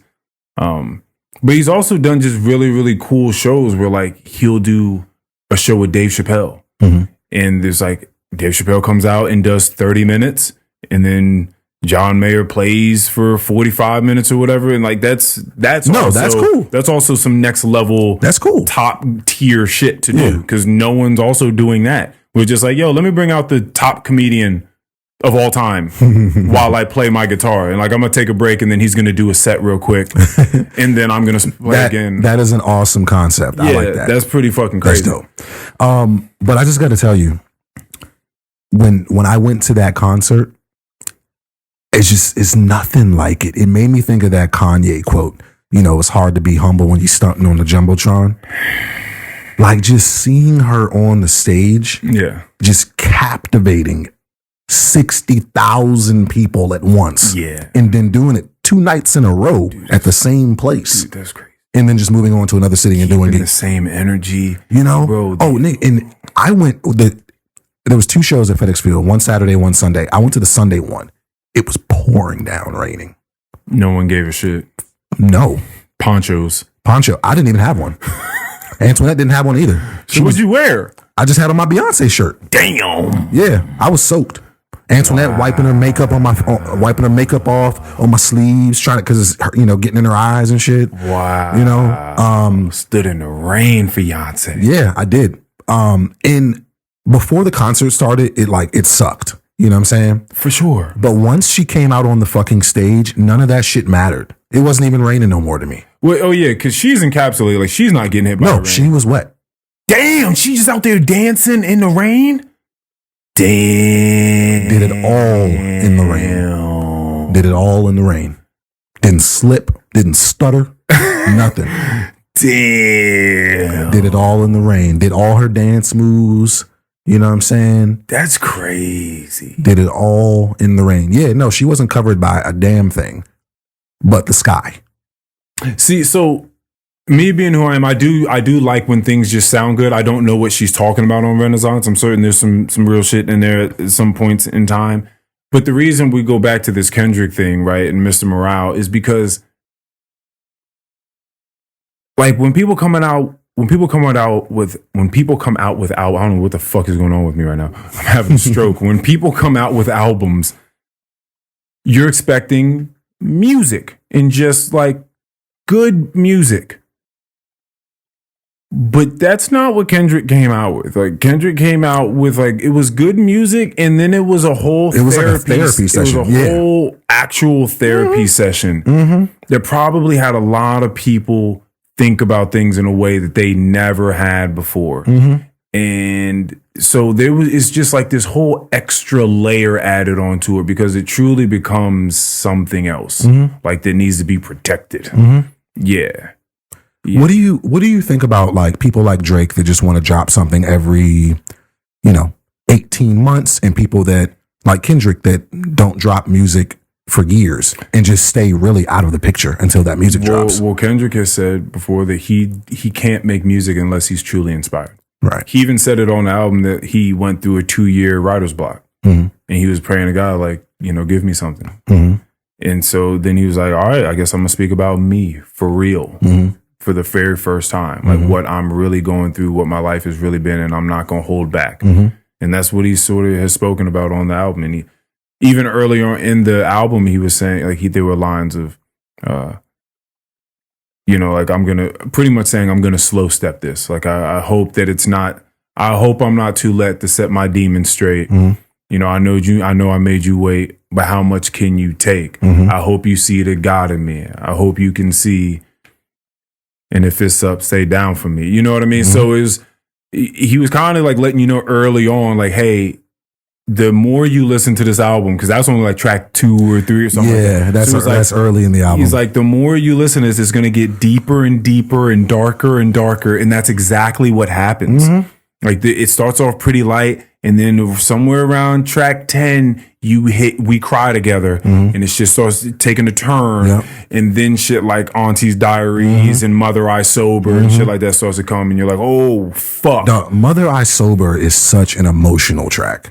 Such an emotional track. Like you know what I'm saying? He gets into, like, he starts talking about slavery and how that psychologically affected us, traumatized people for years. I thought about that the other day, and I was like, it made me think about something like what, and I'm so glad that we came down this road of thought, because I have an answer for this, and it has to do with this. And I wanted to ask you, actually, I think I may have 2 answers, but ultimately it's about more of a field of empathy I have for humans. Do you know what the last big thing is that you have changed your mind about? I love for anyone that does listen to this to think about that. Like, what was the last thing that you changed your mind about? And because one, if you don't have one, if you can't remember a time, that might be an issue, right? But as I think about this, as he's speaking about the raping of slaves and then talking about they made us rape each other and made us rape our sisters and made us watch and blah, blah, blah, blah, blah. And he was saying, you know, before you judge how we move, learn how we cope. Like, learn where we understand, like, where we come from. Yeah. And there couldn't be nothing realer than that. Yeah. Right? And I think about often, because it's happened at my old job, it's happened already just week 1 or week 2 at my current job, where certain black people have been sat somewhere and then called the manager and been like, this is racist that you would seat me here. Like, seat me over there where they are, you know, and it's just like, oh, ma'am, I'm sorry. I promise you that this is our seating arrangement. Like, this, you just happen to be the person that came in at this time and we try to fill these seats first. I promise it wasn't, but seat me over there, please. Right. And I've seen a lot of people throw out the term microaggressions a lot and just say, you know, people are being racist towards me. Right. And I'm certain sometimes it's true and sometimes it's not. And sometimes I would just kind of be harder on black people and be like, yo, just like relax. Like, relax. Like, stop calling everyone racist. And I believe in that too. But there's also like especially when they're older black people, because this usually doesn't come from super young people, but when they're older, I have a little bit more grace now, because I'm like, yeah. Like, my dad moved in a building at one point and had a cross burned in his front yard. Like, you don't just forget or just immediately forgive all the time, right? So you just don't know what people have been through, where they came from, what they learned, and how that has psychologically wrought them into who they are. I've thought numerous times about just being a black person that grew up in the South, like in the 1930s or 40s. Shit. You're probably looking over your shoulder at all times. Yeah. Because anything could happen and you know that no one's going to do anything about it. Yeah. You know what I'm saying? Yeah. Like, that's a different kind of life. A different kind of life. Yeah. Yeah. They definitely walk so we could run. Yeah. That's a fact. Yeah. But I think if I had to say for myself, the thing that I feel like has been the largest that I have changed my mind about recently is I felt like, so I just told you I haven't read a book in a long time, but now I got a few I'm, you know, interested to get into. One in particular, about people drinking alcohol from as long as alcohol was a thing and why. And some people think that it's really a defect, and there's a lot of evidence that clearly states that it's a lot of how we've built civilization, through allowing our minds to sort of wander in sort of drunk states sometimes, which is interesting. So it's going to be interesting to read that book. But I used to think that I had a better metric for deeming value in activities for human beings. Like, so it would have been much easier for me to say to people earlier on, like, oh, that's a waste of your time. Like, why are you doing that? And I don't have that confidence that I used to. Who are you to say what is a waste of someone else's time? Yeah, but but in a serious sense, like when you start to think about it, I believe in being able to look at things in ways that other people may not look at them, right? We all look at things differently. So what you can be inspired by, or what you can absorb data from, or something like that, could be very different than someone else. And like, we were talking about playing video games outside, like, or listening to music is another one, is a good one. There was a point in time I had a friend who he told me he felt like listening to music was a waste of time. He was very intellectual at this point. He has since taken that back, but he was listening. Is he no longer intellectual? No, he is. He was just like, that was one of those things I can't believe that I said. Like, for me at that point in time, for him, it was just like informational podcasts, NPR. Like, he just wanted a lot of just smart data coming through, right? Books, a lot of books. He was like, why would you listen to music? Why do you want to just like listen to the same songs that you like over and over? Like, why wouldn't you just like try to get a book or a new podcast or a new something, you know. Well, who says it's the same songs over and over? There's most people do listen. Most people are not listening to new music. Well, yeah, okay, no, like you're right. day. You're right. You're right. Most people you're are going through their playlists of the albums that they already have downloaded. They're not just searching for new stuff. I did find a new band. I didn't find it. Someone presented it to me. I'm interested. I think it's so crazy to just not even. I think it's a really simple idea that just music is a feel good type of deal. Yeah. I don't think that that's hard to conceive into your mind. Yeah, and so that's the thing. It's where do your values lie, right? Because maybe to you, you just want to learn a whole lot of new information, right? And so in that, maybe listening to the Drake album is not going to do shit for you, right? Especially if that's not how you gain new perspectives and so like that's not going to be for you. You're going to need a new New York's bestseller, right? Maybe that's what you need. But since I stopped reading as many books as I was reading, because the past like 3 years, I was reading a lot of books, Yeah. and I was thinking about a lot of things. And I don't know what came first, the chicken or the egg on this one. I don't know if it was because I was thinking so hard and I was searching for a lot of things that I was like trying to find them in books. Or I was reading so many books that so many fucking ideas were coming to me and I was thinking so heavily on them. I don't quite know. Right. But since I've stopped, coincidentally, I said this to a friend the other day too, when they were asking me like why I haven't been reading books, is in a book, there was this idea that was brought to me about being able, like most people just see stones in running brooks and sermons in books. Okay. But they talked about how there are few that can see sermons in running brooks, right? And what was it? It was sermons in running brooks and books and stones or something like that. Okay, so it's stones in running brooks and sermons in books.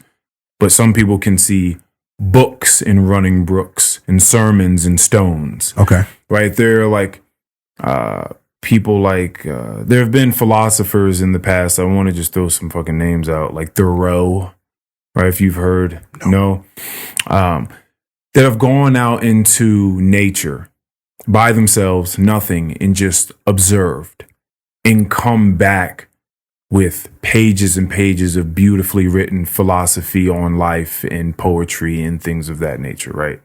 And that's just the idea that there are things that are available for us to absorb from constantly, but we're usually not paying attention or thinking about those types of things, right? We don't see them that way.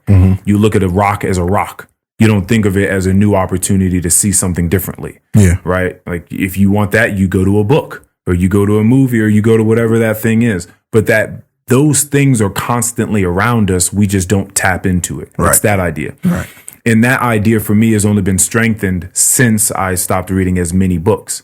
I'm inspired by all sorts of shit around me all of the time, all the time. So my metric for stating what is a waste of time or not a waste of time has certainly like opened up a lot. It was definitely much more clouded before, narrow, I should say. Yeah. Yeah. Playing video games. Like people have been very befuddled about me playing video games. It's just like, why are you playing? Like, what do you do? Like, why? Like, what are you getting out of sitting down and playing video games? And now I'm hearing my old self kind of like speaking to me. Coming full circle. Yeah. Even though I've played video games since I was, whatever. But there was some tinge of that. Like, what are you really getting out of sitting and playing a video game? But it is a feel thing. Some is a lot of problem solving, right? That you don't look at it that way. But it's just like highly stimulating and engaging constantly. For sure. Right? A lot of it is just like fun. It's just fun, just feeling good sometimes is that. I think comedy is that. It's a little escape. Dude, when I went to the comedy show, I felt like, one, both comics that were up there kind of stated this and then went straight into the funny. That people really go out, and I think comedy is getting huge right now because so many people are like sad. Like there's so much sadness in the world. Oh, yeah. And we can, all the sadness is so easily accessible. that's like, bro, can I just laugh? Like, yo, please, Yeah. please. Like, the reason I found the Kill Tony show is because Von Marie and I were coming home from working at our last job, just feeling fucking like drained and over that shit. Mhm. Just like, yo, we gotta find, like, can we like find some comedy? So we started watching stand up, and then we found this like stand up show, and we would just come home and just play that shit and just sit and laugh. And because it's crazy out there. Like, I don't know much about what's going on, but every time I hear, I see. Sometimes I'll, like, when I do click on X, not Twitter anymore, X, to go look at podcast recommendations, the Post and Ghost. Like, I'll just see a few things and be like, oh shit, it's getting crazy out there. And I close it out. And then I'll speak to some people, and maybe it'll be my dad telling me that weeks ago there've just been people walking around in DC just shooting people, right? Like, they was just walking up, like, dude just out of nowhere shot 5 people. Or Duty and RJ will tell me about the guy that was caught that was going to go to a church, who was like in the church in like Warrenton or some shit, or Haymarket nearby, and was about to air that place out. I didn't hear about that. But they caught him in time because there were people that were following him online that I guess reported him in his tweets and were like, yo, y'all should probably like keep an eye on this guy. And they found him in time to not shoot up a church. And and there's just like things going, and then you have the war that's breaking out in Israel, Palestine, right? Like, and there's just, and Russia, Ukraine ain't stopped as far as I know, right? You have the presidency, like the campaign's coming up, Trump coming back into the fold, right? Like, there's just so, you have aliens and UFO talk going on. There's so much happening in the world. Mikey is single-handedly keeping that alive. Oh, the UFO talk? Yes. Single-handedly. And so I think that the feel good, right? The artist I told you I was presented with from a friend the other day called Camp. It's like a little folk band. Love this shit. I would have never thought I would have been listening to this when I was younger. Folk band. Seems like 4 white dudes, kind of like the Beatles. And it's not country, but it's folk. Okay. So they're using like similar banjos and shit like that. And they're telling stories, and they have like great kind of like old sultry voices telling the stories, like gravelly sort of. And I love that shit because it's wholesome. They're talking about like real shit. And one of the songs is like Stay Away Blues or something like that. And he's just talking about the things that he does to stay away from the blues. Like, I get high because I want to. I get low every day, you know, but I got to do something to stay away from the blues, you know. Yeah. And, you know, I don't know what people's ways are. There's lots of ways to do it. But you do whatever it is you got to do, you know, to feel like, as long as you're not hurting anybody. Yeah. You know what I mean? Like, I don't think that's a waste of time at all anymore. So that's been an interesting thing. Have you thought about your answer? Yes. All right. I think it's the very first thing that came to my mind, and it's easily the most polarizing thing in my life right now. It's parenting. Okay. I've had a lot of different thoughts about parenting styles, things like that.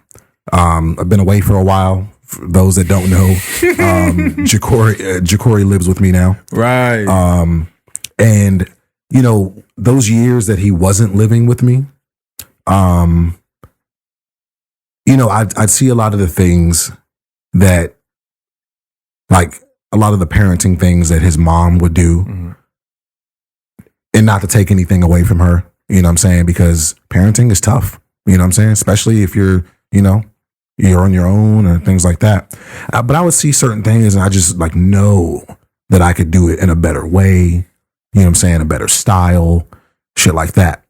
And I still think that about certain things. But now that I do have him here full time, this shit is stressful. It's stressful. I love nothing more than gaining perspective. This is great. All right. So tell me. It's stressful. So tell me. All right. What's the first thing that comes to mind when you think this is stressful? Like, what's numero uno? School. Okay. School. Like easily. Helping him? Well, It's probably a mixture of school and just him being a teenager. Okay. As far as school goes, so they have this thing now, and I was talking to Antoinette about this the other day. I was like, man, our parents would have loved this. You know, they have this thing, it's called Canvas. It's just, a lot, it's where they do a lot of their work. You can see their grades, like, excuse me. Yeah. Up to the day, the minute, you know what I'm saying, the hour. Soon as something gets graded, I get an email. This assignment was graded. Mm-hmm. And I can just go in there, look at his grades. Dang. Sometimes I'm happy about the grades. Sometimes I'm not. Yeah. You know? And it's just like, at this point, like, I can't not say something if I don't see something I like. You know what I'm saying? I have to say something. Right. So I find myself constantly just getting on him, not, extremely heavily. Yeah. Or that sounded dumb. Not too heavily, but to a point where I'm trying to make sure that he understands the importance of this. I feel like he's developed a lot of habits that aren't great for the school environment. I've received some reports from his teachers that, some people have used the word lethargic, you know what I'm saying? And I'm just trying to get him to understand, like, look, I'm not saying you have to go to school every day and just raise your hand for every single question. Yeah. You know what I'm saying? But like, somebody go throw some gum at you, you do that shit. Throw a fucking pencil at the back of your head. For sure. Fucking nerd. But I'm trying to get him to understand, like, you need to go in there and just act like this is where you want to be a little bit. You know what I'm saying? It's school. Like, everyone's going to treat it a little differently. Yeah. You know what I'm saying? But like, you can't go in there with the attitude of, I'm here, so what? You know what I'm saying? Yeah. And I'm not saying that's what he's doing all the time, because a lot of his other teachers have great things to say about him. But he's got 2 classes where the teachers have some concerns, and they're both the classes that he has the lowest grades in. Yeah. You know what I'm saying? So I'm just trying to instill some extra values in him that I don't feel like he was quite getting, where he was at. And that's not all on his mother. I think that has a lot to do with the school systems. Yeah. And you know what I'm saying? For sure. It definitely does. So it's really tough to try to change his perspective of things. Yeah, trying to get someone to care about something that you feel like would be good for them and they can't see it. It's tough. And he's especially if they're not making it appealing to him when he's there. Whatever his learning style is, whatever he likes, like, they're not, necessarily catering to that. And then the question is, to what degree can they cater to that, as they have a finite amount of time to speak to these 20 children sitting in front of them? Like, how much one-on-one time can we get? Does he need a tutor, do you think? Yeah. Well, I've already, he starts an after school program next week. Okay. Where, it's not even about like tutoring.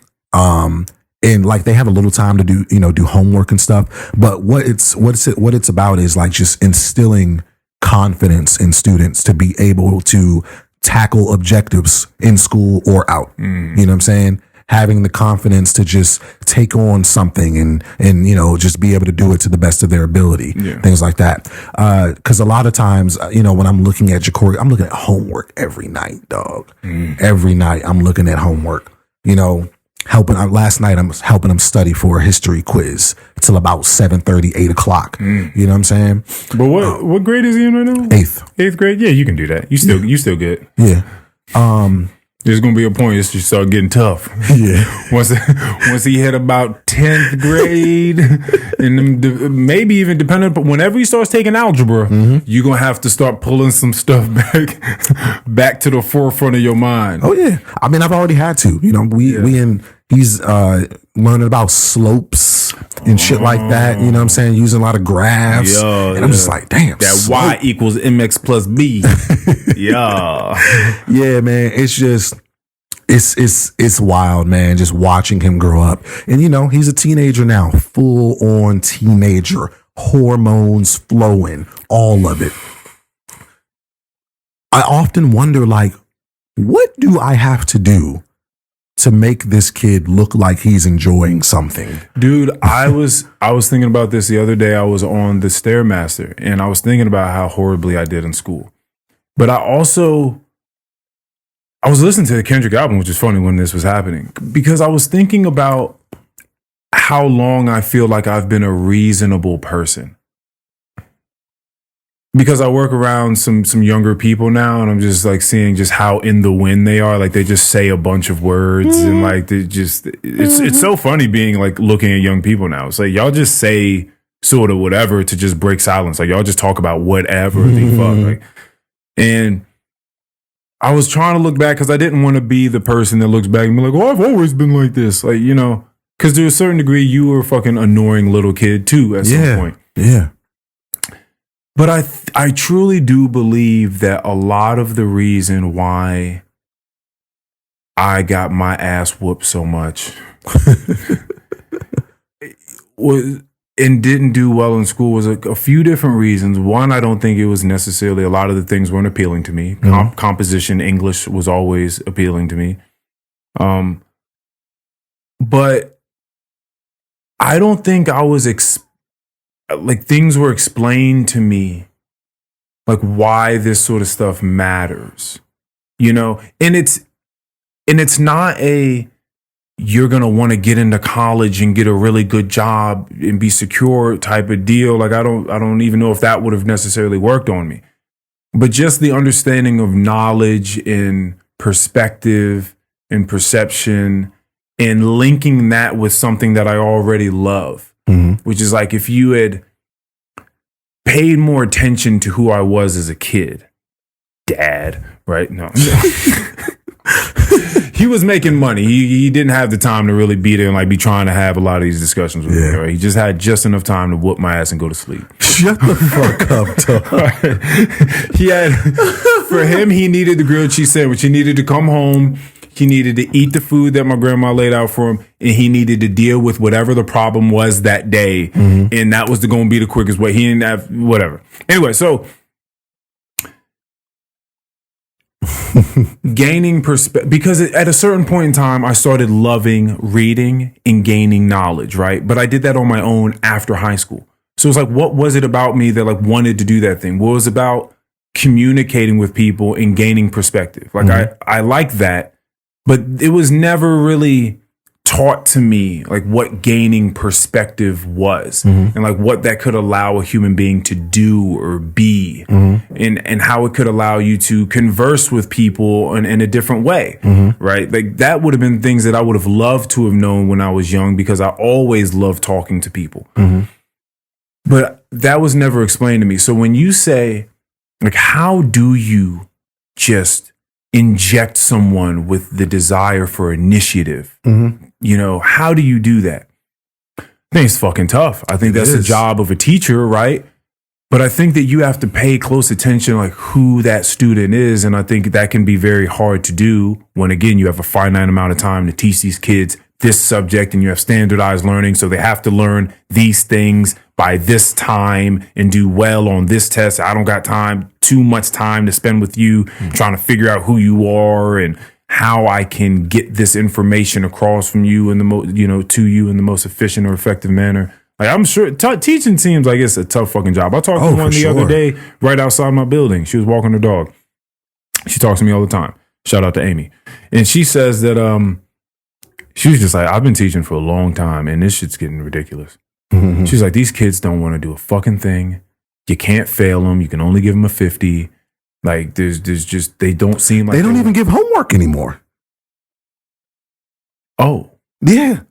Oh, barely. They barely do homework now. Oh, well, see, that's another. See, so there's no even like practice. Like they do a lot of their work in school, but they barely like they're not giving out homework like they used to give us. Well, we did that too, but there's again. So what matters is this finite amount of time I'm talking about. Like, so he's in 8th grade. So what does he have? 7 classes or 4 classes? 7. 7 classes a day. Yeah. So how many hours? Is that 45-minute class? What is that? Oh, shit, I don't know. Something like that is like, because if you're having 4 to an hour and a half classes, so he's probably having like a 45-minute to an hour class. I don't know. I'm terrible at math, but it's probably something like that. If you have to give the lesson, you have to do the work all in that same amount of time. So like if you don't have any homework, you have to just hope that in that time where you gave that lesson and y'all did that work, that student is grasping that information because they're not doing it at home. They don't have a ton of homework to do. We had so much homework, nigga. Oh, yeah. We had so much homework. I wasn't doing all of it, but we had it. Oh, yeah. Right? So if you're not doing that at home, then you go to school the next day and now y'all on lesson 1.2, 1-2. You going on to the next thing. So if so I went to his back to school night. His science teacher literally told me, yeah, I don't give homework. He was like, we have enough time in class to do our work. He was like, if your kid comes home with homework, he was probably slacking off in class. He was like, I give them plenty of time to get their work done. Anything that they don't finish, they have to take home. This is why places in like Asian countries do far better than us on this scale, because a lot of places they go to school for longer. Really? Like longer in the year. Oh, okay. Like their summers are only like a month long or something like that, and they get right back to school. And they're doing homework and all of that shit. Like they take it very seriously. Yeah, like homework is not, and Antoinette brought up a really good point. And not to say that this is the reason, but it could be a good reason. She was saying that, homework relies on more than just the knowledge of the student. Homework, or getting it done, relies on the environment at home. Is there a parent around that gives a shit enough to sit down with you and be able to just maybe look over a couple things, help you out? What's going on at home? Is there a bunch of yelling and screaming all the time? Is there a quiet place for an 11-year-old to sit down and have the capacity to not be disturbed and actually get this shit done? Yeah, but that's an argument that's made for the exception, not the rule. Like you want for people to get. That's just like saying, yeah, why even bring them into school? There've been a lot of school shootings this year. Like we shouldn't bring them into school. Okay. You know what I'm saying? Like I get that it's going to be difficult for some kids to do homework because it's not like their life doesn't always lend a hand to them doing homework at home, right? But that doesn't mean that we scrap the idea of homework. Well, yeah, I'm not. Students. That's why I said I'm saying I don't know that. I'm not saying that was the reason, but I know that particular situation probably affects a lot of students. I'm certain it affects some students for sure. Yeah.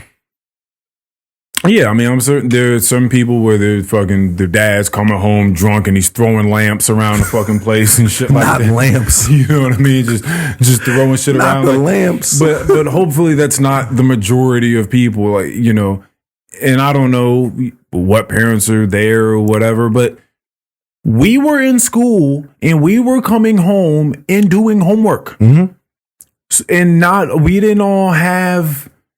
Everybody's parents weren't sitting there doing it with them. You learn that shit at school. You asked questions. You had study guides. You had books. And you came home and you tried to put that shit together. And you doing that, I would believe, is not more so about getting a 100 on that piece of homework. It's about coming home and trying to like rack your brain on how to do this, maybe without someone around. Right. Like, how can I use the resources, this study guide she gave me, the notes that I took in this big ass textbook? How can I take and put together all of these things to figure out answer number 5? Like, how can I do that? And I think a lot of that is the processes to like thinking and being resourceful yourself. Like yesterday, and this is me trying to change his way of thinking. So yesterday, I got a notification that he got a 0 out of 20 on an assignment in science. And, it was disappointing to me because I'm looking at all his assignments he's had in science and he's getting great grades. However, he's got this 0 that's just taking his grade down like 6 or 7 points because it's a straight up 0. So I get home and I'm just like, Jacory, why didn't this assignment get done? And he was like saying something like, he needed help with it. He didn't quite get that help immediately from the teacher and he just kind of forgot about the assignment. And I'm just like, well, are you writing your assignments down in your agenda? That's where you should, and ain't shit written in that agenda. Yes. Yeah, ain't a damn thing written in that agenda. Yeah. So I've already implemented a rule that you need to write something in this agenda every day. Even if you don't have homework, you need to write about what happened in class, something. You better write a thought down. Yeah, you need to write something down in here. This isn't just for you to go to the fucking bathroom. Like, oh, right. Oh, agendas. Yeah. Damn. Yeah. Good old days. and so I told, in Canvas makes it easy to keep in touch with teachers. You can email them, you know what I'm saying? And most of his teachers get back to me pretty promptly. So I'm just like, Jacory, you need to do this assignment now. He had a history quiz today. This was yesterday I'm talking about. He had a history quiz today. He was like, I thought you wanted me to study for my quiz. And I stopped him. And I said, see, that's where you messed up already. Because the fact that you just said, I thought you wanted me to study for your quiz, that's where your mind is wrong right now. Yeah. You need to want to study for your quiz. Yeah. I'm not telling you to study for your quiz because it's doing something for me. Yeah. You need to want to study for your quiz so that you can get a good grade. Yeah. Like that's not how you approach things. And I'm trying to get him out of that way of like, you know what I'm saying? You think we was putting a gun to his head, forcing him to go to school against his will. Yeah. You know what I'm saying? Yeah. It's tough, man. It's tough, especially when you're a young kid, all your hormones flowing. Yeah, I mean, who knows what's going on through that boy's mind. You know, he's a teenager. He gets a little snippy. You know what I'm saying? Like he's not full fledged on talking back. You know what I'm saying? But you know, he'll say a couple things out the side of his neck. You know what I'm saying? Yeah, that's funny. That's funny. Yeah, I find myself having to like check him more than I want to. Yeah, but I guess this is just that fucking stage in life. So this is your thing, that parenting is just not like full on. Yeah, because parenting is just not as easy. I'm thinking of parenting from the perspective of someone that didn't have a kid full time. Yeah, and now that I do, I understand that this is the situation's a lot thicker than I thought. It's a lot thicker than I thought.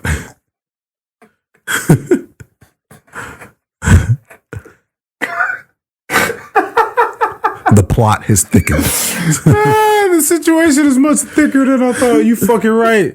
Raising a little boy. Yeah. Man, I've talked about my reasons for like not wanting to have children on here probably ad nauseum. I love that. Just to exhaustion on here.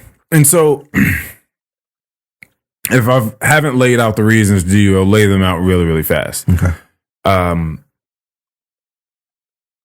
I think that having a child is probably one of the most beautiful things that a human being could possibly do, right? I think that it's probably one of the most transformative things that a human being could possibly do. It's probably the deepest relationship you could have with a human being if you choose to interact and engage with them and pay attention with them from the moment that they take their first breath to the moment that you die, right? Like, that'll be the longest and the most deep you'll ever know a human, right? Beautiful stuff. Or they die. Or they die. Yeah, right. That happens. Yeah.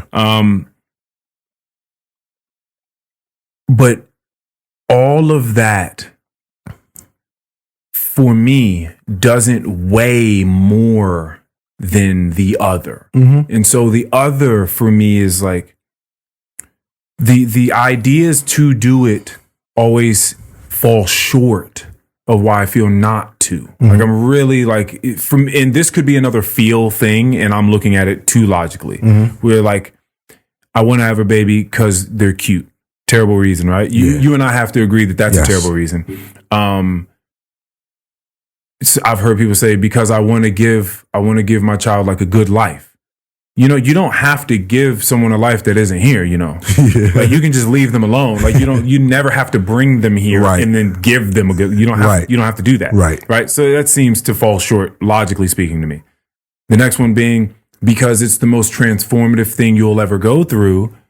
And so all that shit that I just said, it's the most transformative thing you ever go through. You'll never be the same again. It'll open you up to so many things that you couldn't have seen before, felt before. I hear about it opening people, like we were talking to Brad, and he said it opens his capacity for love and all that, right? I agree. I bet all those things too. I agree with that. That just still falls short for me because that means that I'm saying I would like to bring a new life onto this planet so that I can transform into a better version of myself and possibly have the best relationship with someone or the deepest relationship with someone that I'll ever have. That also falls short for me because it seems a little too selfish, right? Then, you know, then I just get to this place of thinking about like what life is and how scared people are, especially in this day and age with all this shit going on and all this access to all this fucking information, and how fickle things are. And I think about the moral implications to bringing a child into the world, not knowing what this world is going to be for them. And I think about that, and I'm just like,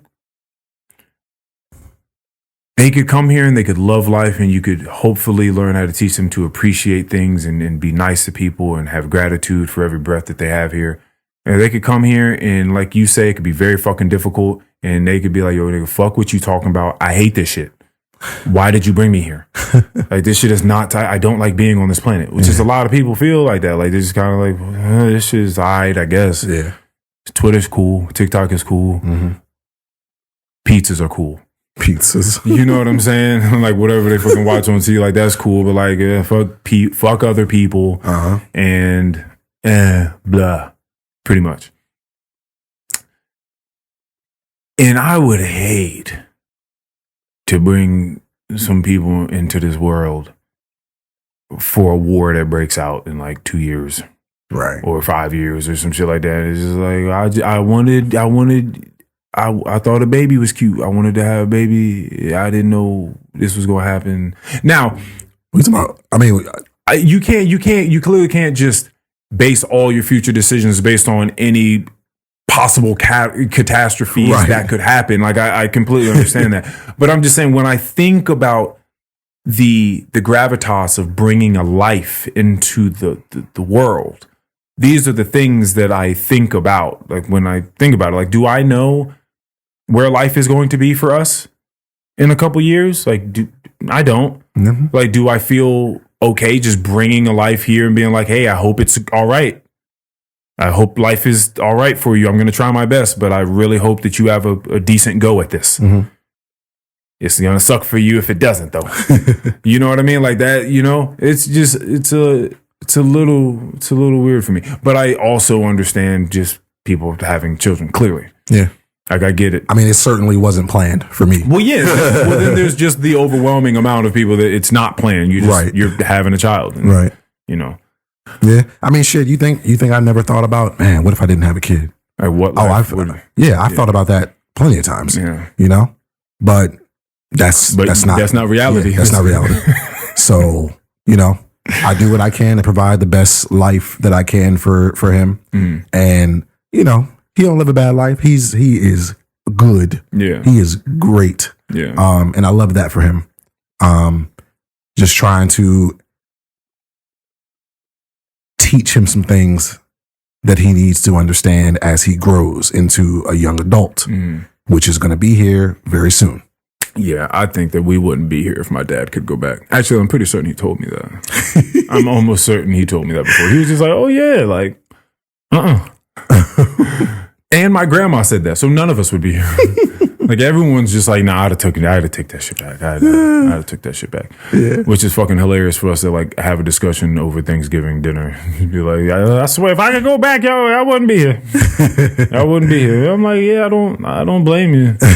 Like, I get it. That is tough. It's a lot of things. My father, when we get into our deepest of talks, you know, he'll express some regret that he has about some of the ways in which, you know, he parented, or, you know, like my eldest brother not being around us, and I felt like maybe he could have done something different or fought harder or something. He had some regrets about that. He just felt like we all should have been together, like the three boys. Well, see, now I don't think he should be so hard on himself about something like that. I know, but when you like, a parent, kids grow up and do what they're going to do.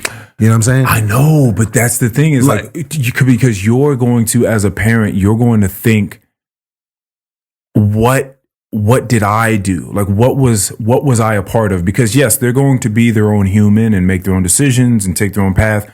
But to what degree did I influence this path that they're on? Like, they're on a path. He probably influenced him to be an entrepreneur. Oh, you talking about that one, that brother? Oh, yeah. I'm sorry. I'm thinking of. Okay, we're talking about a different brother. Yeah. Got you. Yeah. Got you. Yeah. Got you. Got you. Know what I mean? Okay. Yeah. Then I don't know nothing about that. Yeah. I don't know nothing about that. Yeah. I was thinking of a different brother. Yeah. And that's why I was a little confused. I'm just like, I mean, that nigga, he's all right. He doing, he doing, There's so sometimes when I hear stories from extremely successful people in whatever realm they go be successful in, a lot of the times their stories are one of broken homes or feeling bad about themselves, feeling like they have a chip on their shoulder and that they need to prove themselves to someone or something. And they're usually not too happy with not succeeding at an extremely high level when it comes to whatever that is. And so how would you feel as a parent if your son had a lot of money, it was very successful, but they clearly, to your eyes, harbored a lot of hurt and a lot of turmoil inside, a lot of trepidation, if you will? Is it towards me or is it just in general? That's kind of thing. It would seem not towards you. It would seem kind of in general, like a general sense, a general blanket. I mean, that would make me sad.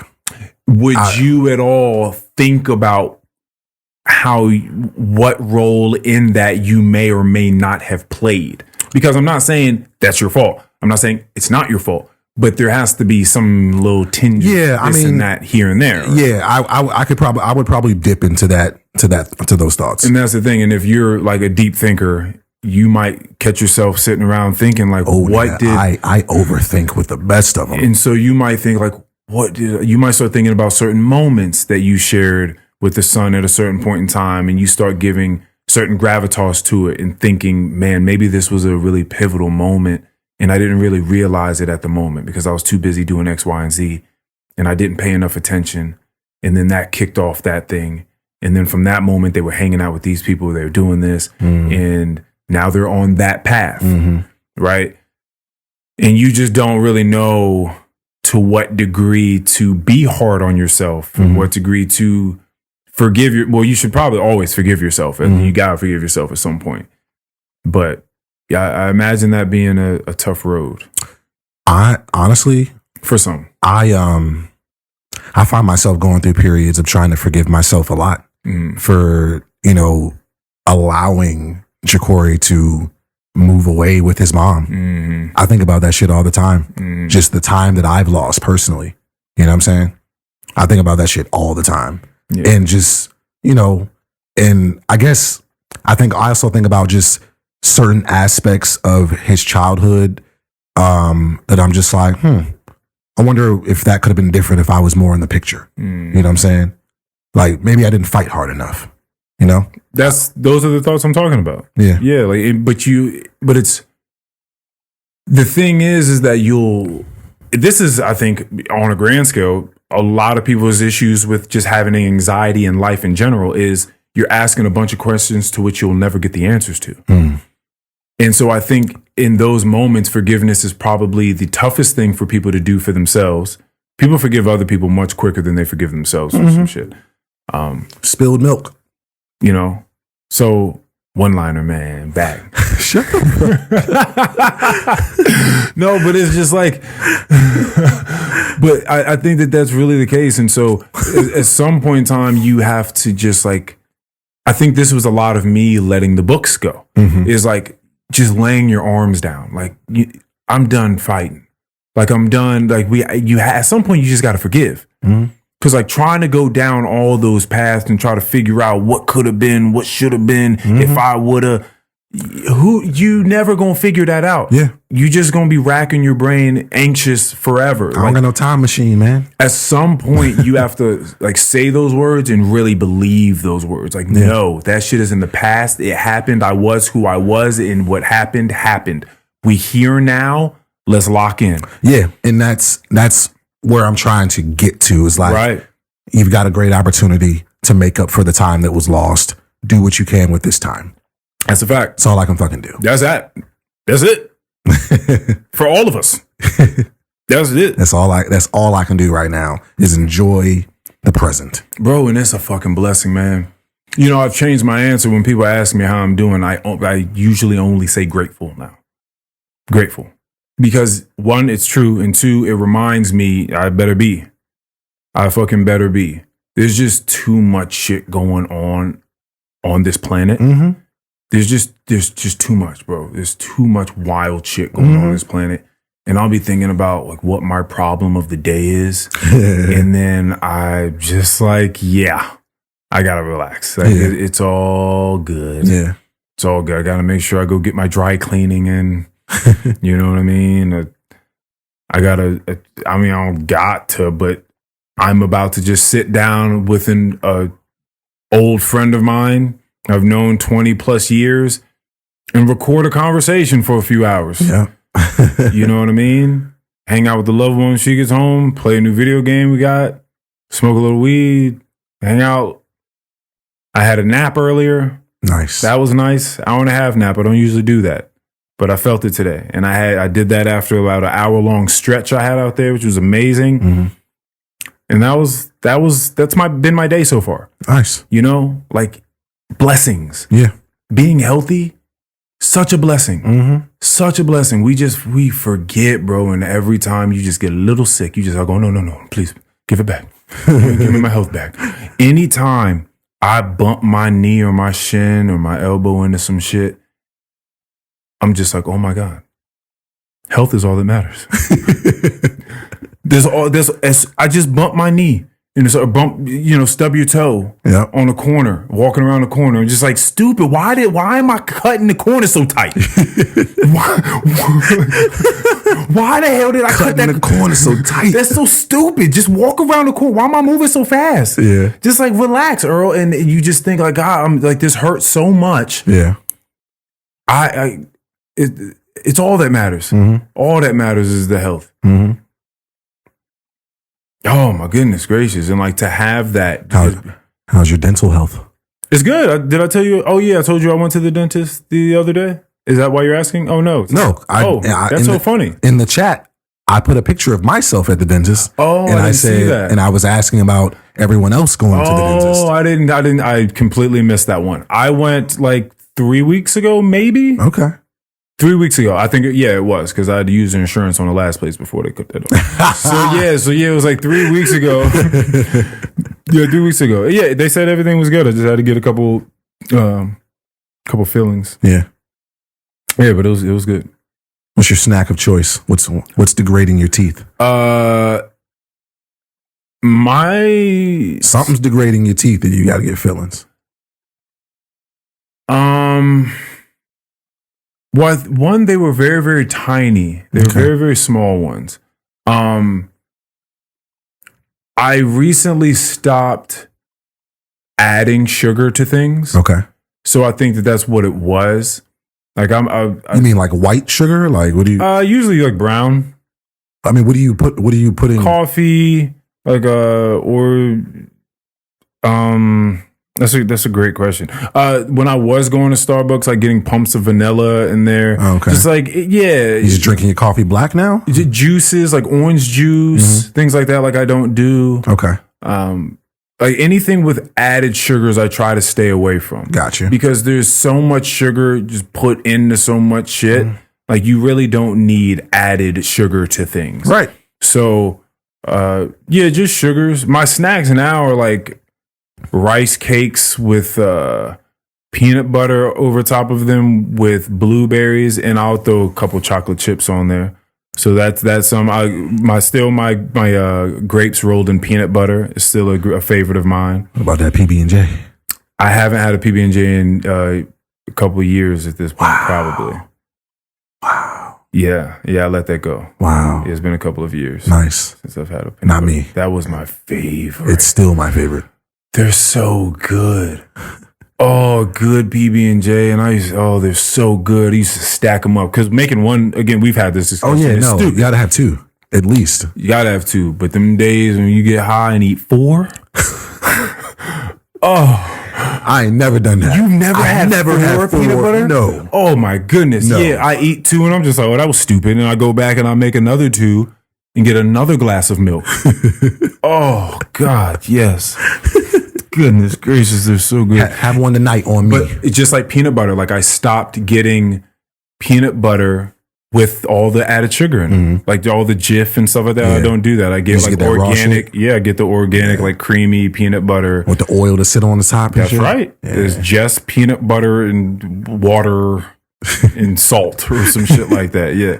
But I cut all that out. It's so much sugar. Yeah. It'd be like fucking, it's a wild amount of sugar that's added into that stuff. And you don't think about it. Yeah. I mean, we don't keep a lot of, I still be cranking out the PB&Js, but we don't keep any juice or soda or nothing like that in the crib now. Juice I make myself. Yeah. So I make. We're Antoinette's thinking about getting a juicer. Oh yeah, definitely do it. For sweet things, I will add carrot and apple. So that's where I'll get like all of my sugar from because apples are very sweet, especially Honeycrisp apples, which is what I use because they're the best apples known to man. Okay. But then it's like, so it's carrots, apple, ginger, lemon, kale, and I think that's it. Lemon, carrots, apple, ginger, kale, lemon. Yeah. I think that's about it. Cool. Yeah, so I'll just make that juice and I'll just make it in like 2 big ass tubs. Okay. So we'll just have that for like the week. Cool. Yeah. So that's what I do for sugars. I try to just keep it for fruits. I try to keep fruits and like a little bit of chocolate Gotcha. for sugar. I try not to do too much like I used to do, just going airhead extremes and nerds and Yeah. Oh, I don't eat a lot of right now I am because Antoinette keeps a lot of candy in the crib for Halloween. spooky season. So like there's candy is just there, just looking at me. Oh, it's a holiday season. Your favorite time of year. Hell yeah. What's up? How you feeling? Oh, I mean, I'm good. I know y'all got some plans. It's only a couple weeks out. What y'all doing? Well, you know what? Antoinette's come to this realization that she just don't really like doing a lot of moving around for the holidays anymore. Okay. We're both planning on just spending, because you know me, on Christmas, I go to my mom's house, visit my grandmother. Might pop over to my parents' house. Yeah, I might go to your parents' house, like, whatever. But this Christmas, we're just going to stay at the crib. Okay. For that day. I'll probably just like shoot out to Manassas maybe the day after or 2 days after. But Halloween, are you guys just going to give out candy or something? Yeah. Okay. Well, we might, I think we want to do like try to go to like a haunted house or something. Oh, okay. Y'all going to dress up? You're going to do like what do you guys got going? I don't know. What were you last year? Batman. And she was she Ivy? What'd she do? Was it a Batman character? I think so. You sure it wasn't Ivy?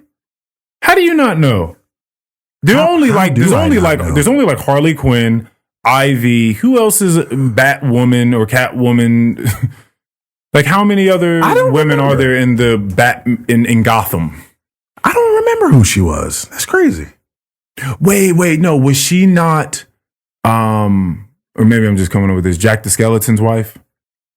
No, she was. I don't really remember, to be honest. That's so funny. Okay. Yeah, I can't. I just know I was Batman. I know I was Batman. I still got the costume. I'm certain that you do. Yeah, I mean, you don't throw that shit away. I know you're not throwing it away. Sometimes I think that you're a vigilante and you just walk around the streets in the back. You just go out on the rooftop and look up at the moon and look at it like it's the bat signal. But yeah, I mean, we're definitely going to dress up. But yeah, I think I'm still, she doesn't know what she wants to do for Thanksgiving. I'm going to probably go and spend time with my family.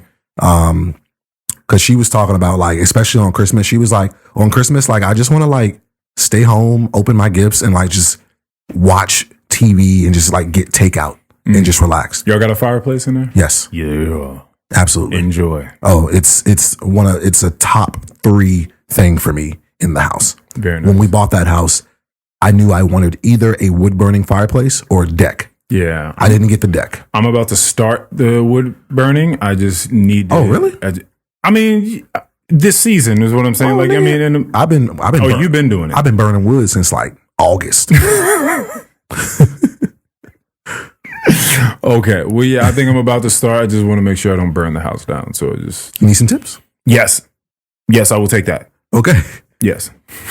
Yes, I will never turn that down. I didn't think you were going to be so enthusiastic about it. Yes, I will never turn that down. Yes, absolutely. As soon as we stop this, we can walk out there and talk about whatever we need. How long we been? Oh yeah, we can go ahead and cut this out right now. Okay. Is there anything else that we absolutely need to discuss? Or thank you for coming, man. It's been nice having you back here. It's been crazy that it's been so long. It has. It just, I don't know. I was talking to Mikey Marie about what the podcast used to be. Yeah. And, Carl's always asking, man, like, when you going to do an OG pod? When is Keion coming through? I hope that other people feel that way too. I hope that some people are going to listen to this like, oh shit, Keion's here. Cool. Oh yeah, I'm certain of it. But like where it came from, our intent, it's funny when you look back at shit because our intention going into having a podcast was like, let's have a podcast. Definitely, like, let's have discussion. I think you were like, the discussions we have, someone will find them interesting, right? But when it started, it wasn't, I think it started as just like kind of conversation between us. And then it dipped into us like bringing in daily topics or weekly topics that just went on throughout the world or in culture and whatever that week.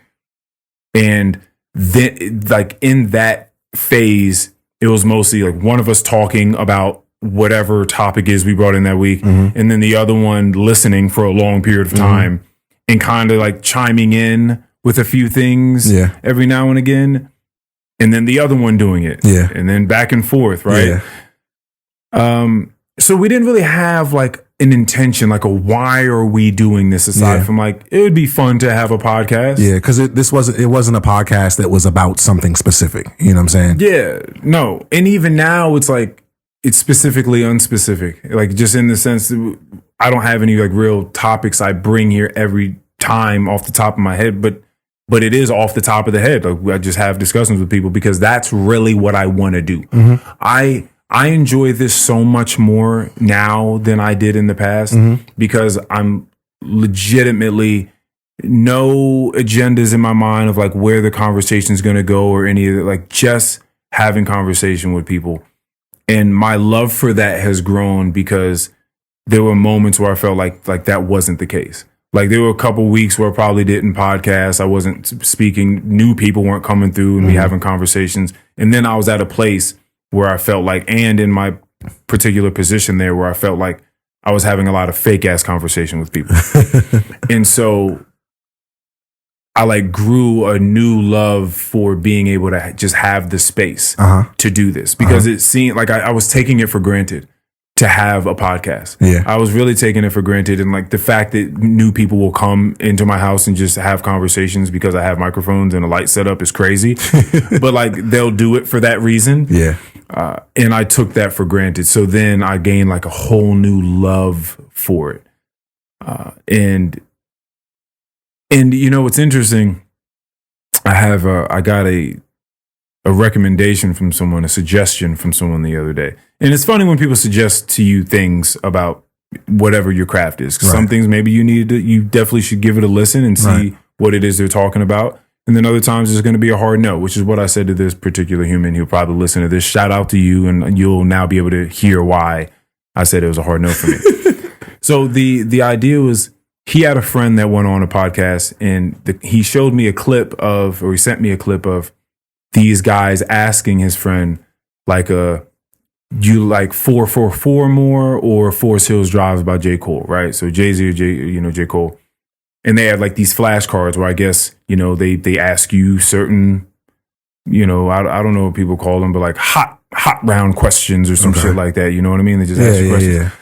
And he was like, hey man, I think you would do really well with bringing flashcards to the pod. Now we did something like that before. We had those cards that Mikey gave us. Yeah, I think Miss Robin gave all of her children like these cards. They were like questions of intention. You know what I mean? Yep. So we would come with those every week, and that was a fun thing.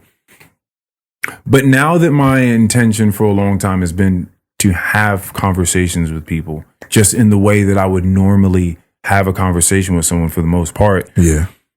The idea of just like breaking out cards and flashcards doesn't really jive well with that. Yeah. And so if my intention was to just have a podcast because having a podcast is cool, or I just want to bring in cool topics or cool layers to the podcast because it's hot or it works, then that would be that. But because I have a real intent here, and the intent is to just facilitate a space where I can get people to feel comfortable and express themselves and have conversations and just kick it and have a good time, those sorts of suggestions don't really make it to the forefront of my mind. You know what I mean? Yeah. Back in the day, I would have definitely taken that idea and been like, yeah, like, matter of fact, like, yeah, maybe I should bring some flashcards in here. You know, let's try that. Yeah. There was a lot more experimentation back then. Yeah, we were doing song lyric reviews where it was mostly about the song lyrics that were most likely to get you locked up. Yeah. If the judge read them to the courts. Making playlists, playing word games. Yeah, we did a lot of playing word games, right. We had that word association game where like I would say a word and you would think of the next word that like popped into your head. Yeah, there was a lot of shit going on back then. Just trying to figure it all out. Yeah. Little did I know I just wanted to talk to people and connect. Crazy. But anyway, yeah, man, thank you. This has been awesome. This has been a long time coming. Yeah. You needed to come back. Try my best to make sure that it's not a year. A year. Yeah. Before I'm back here. Yeah. Let's do that. All right, let's get out here and go hang out with her, see what she's up to. All right. All right. Peace, everybody. Thank you for listening. Peace. Peace.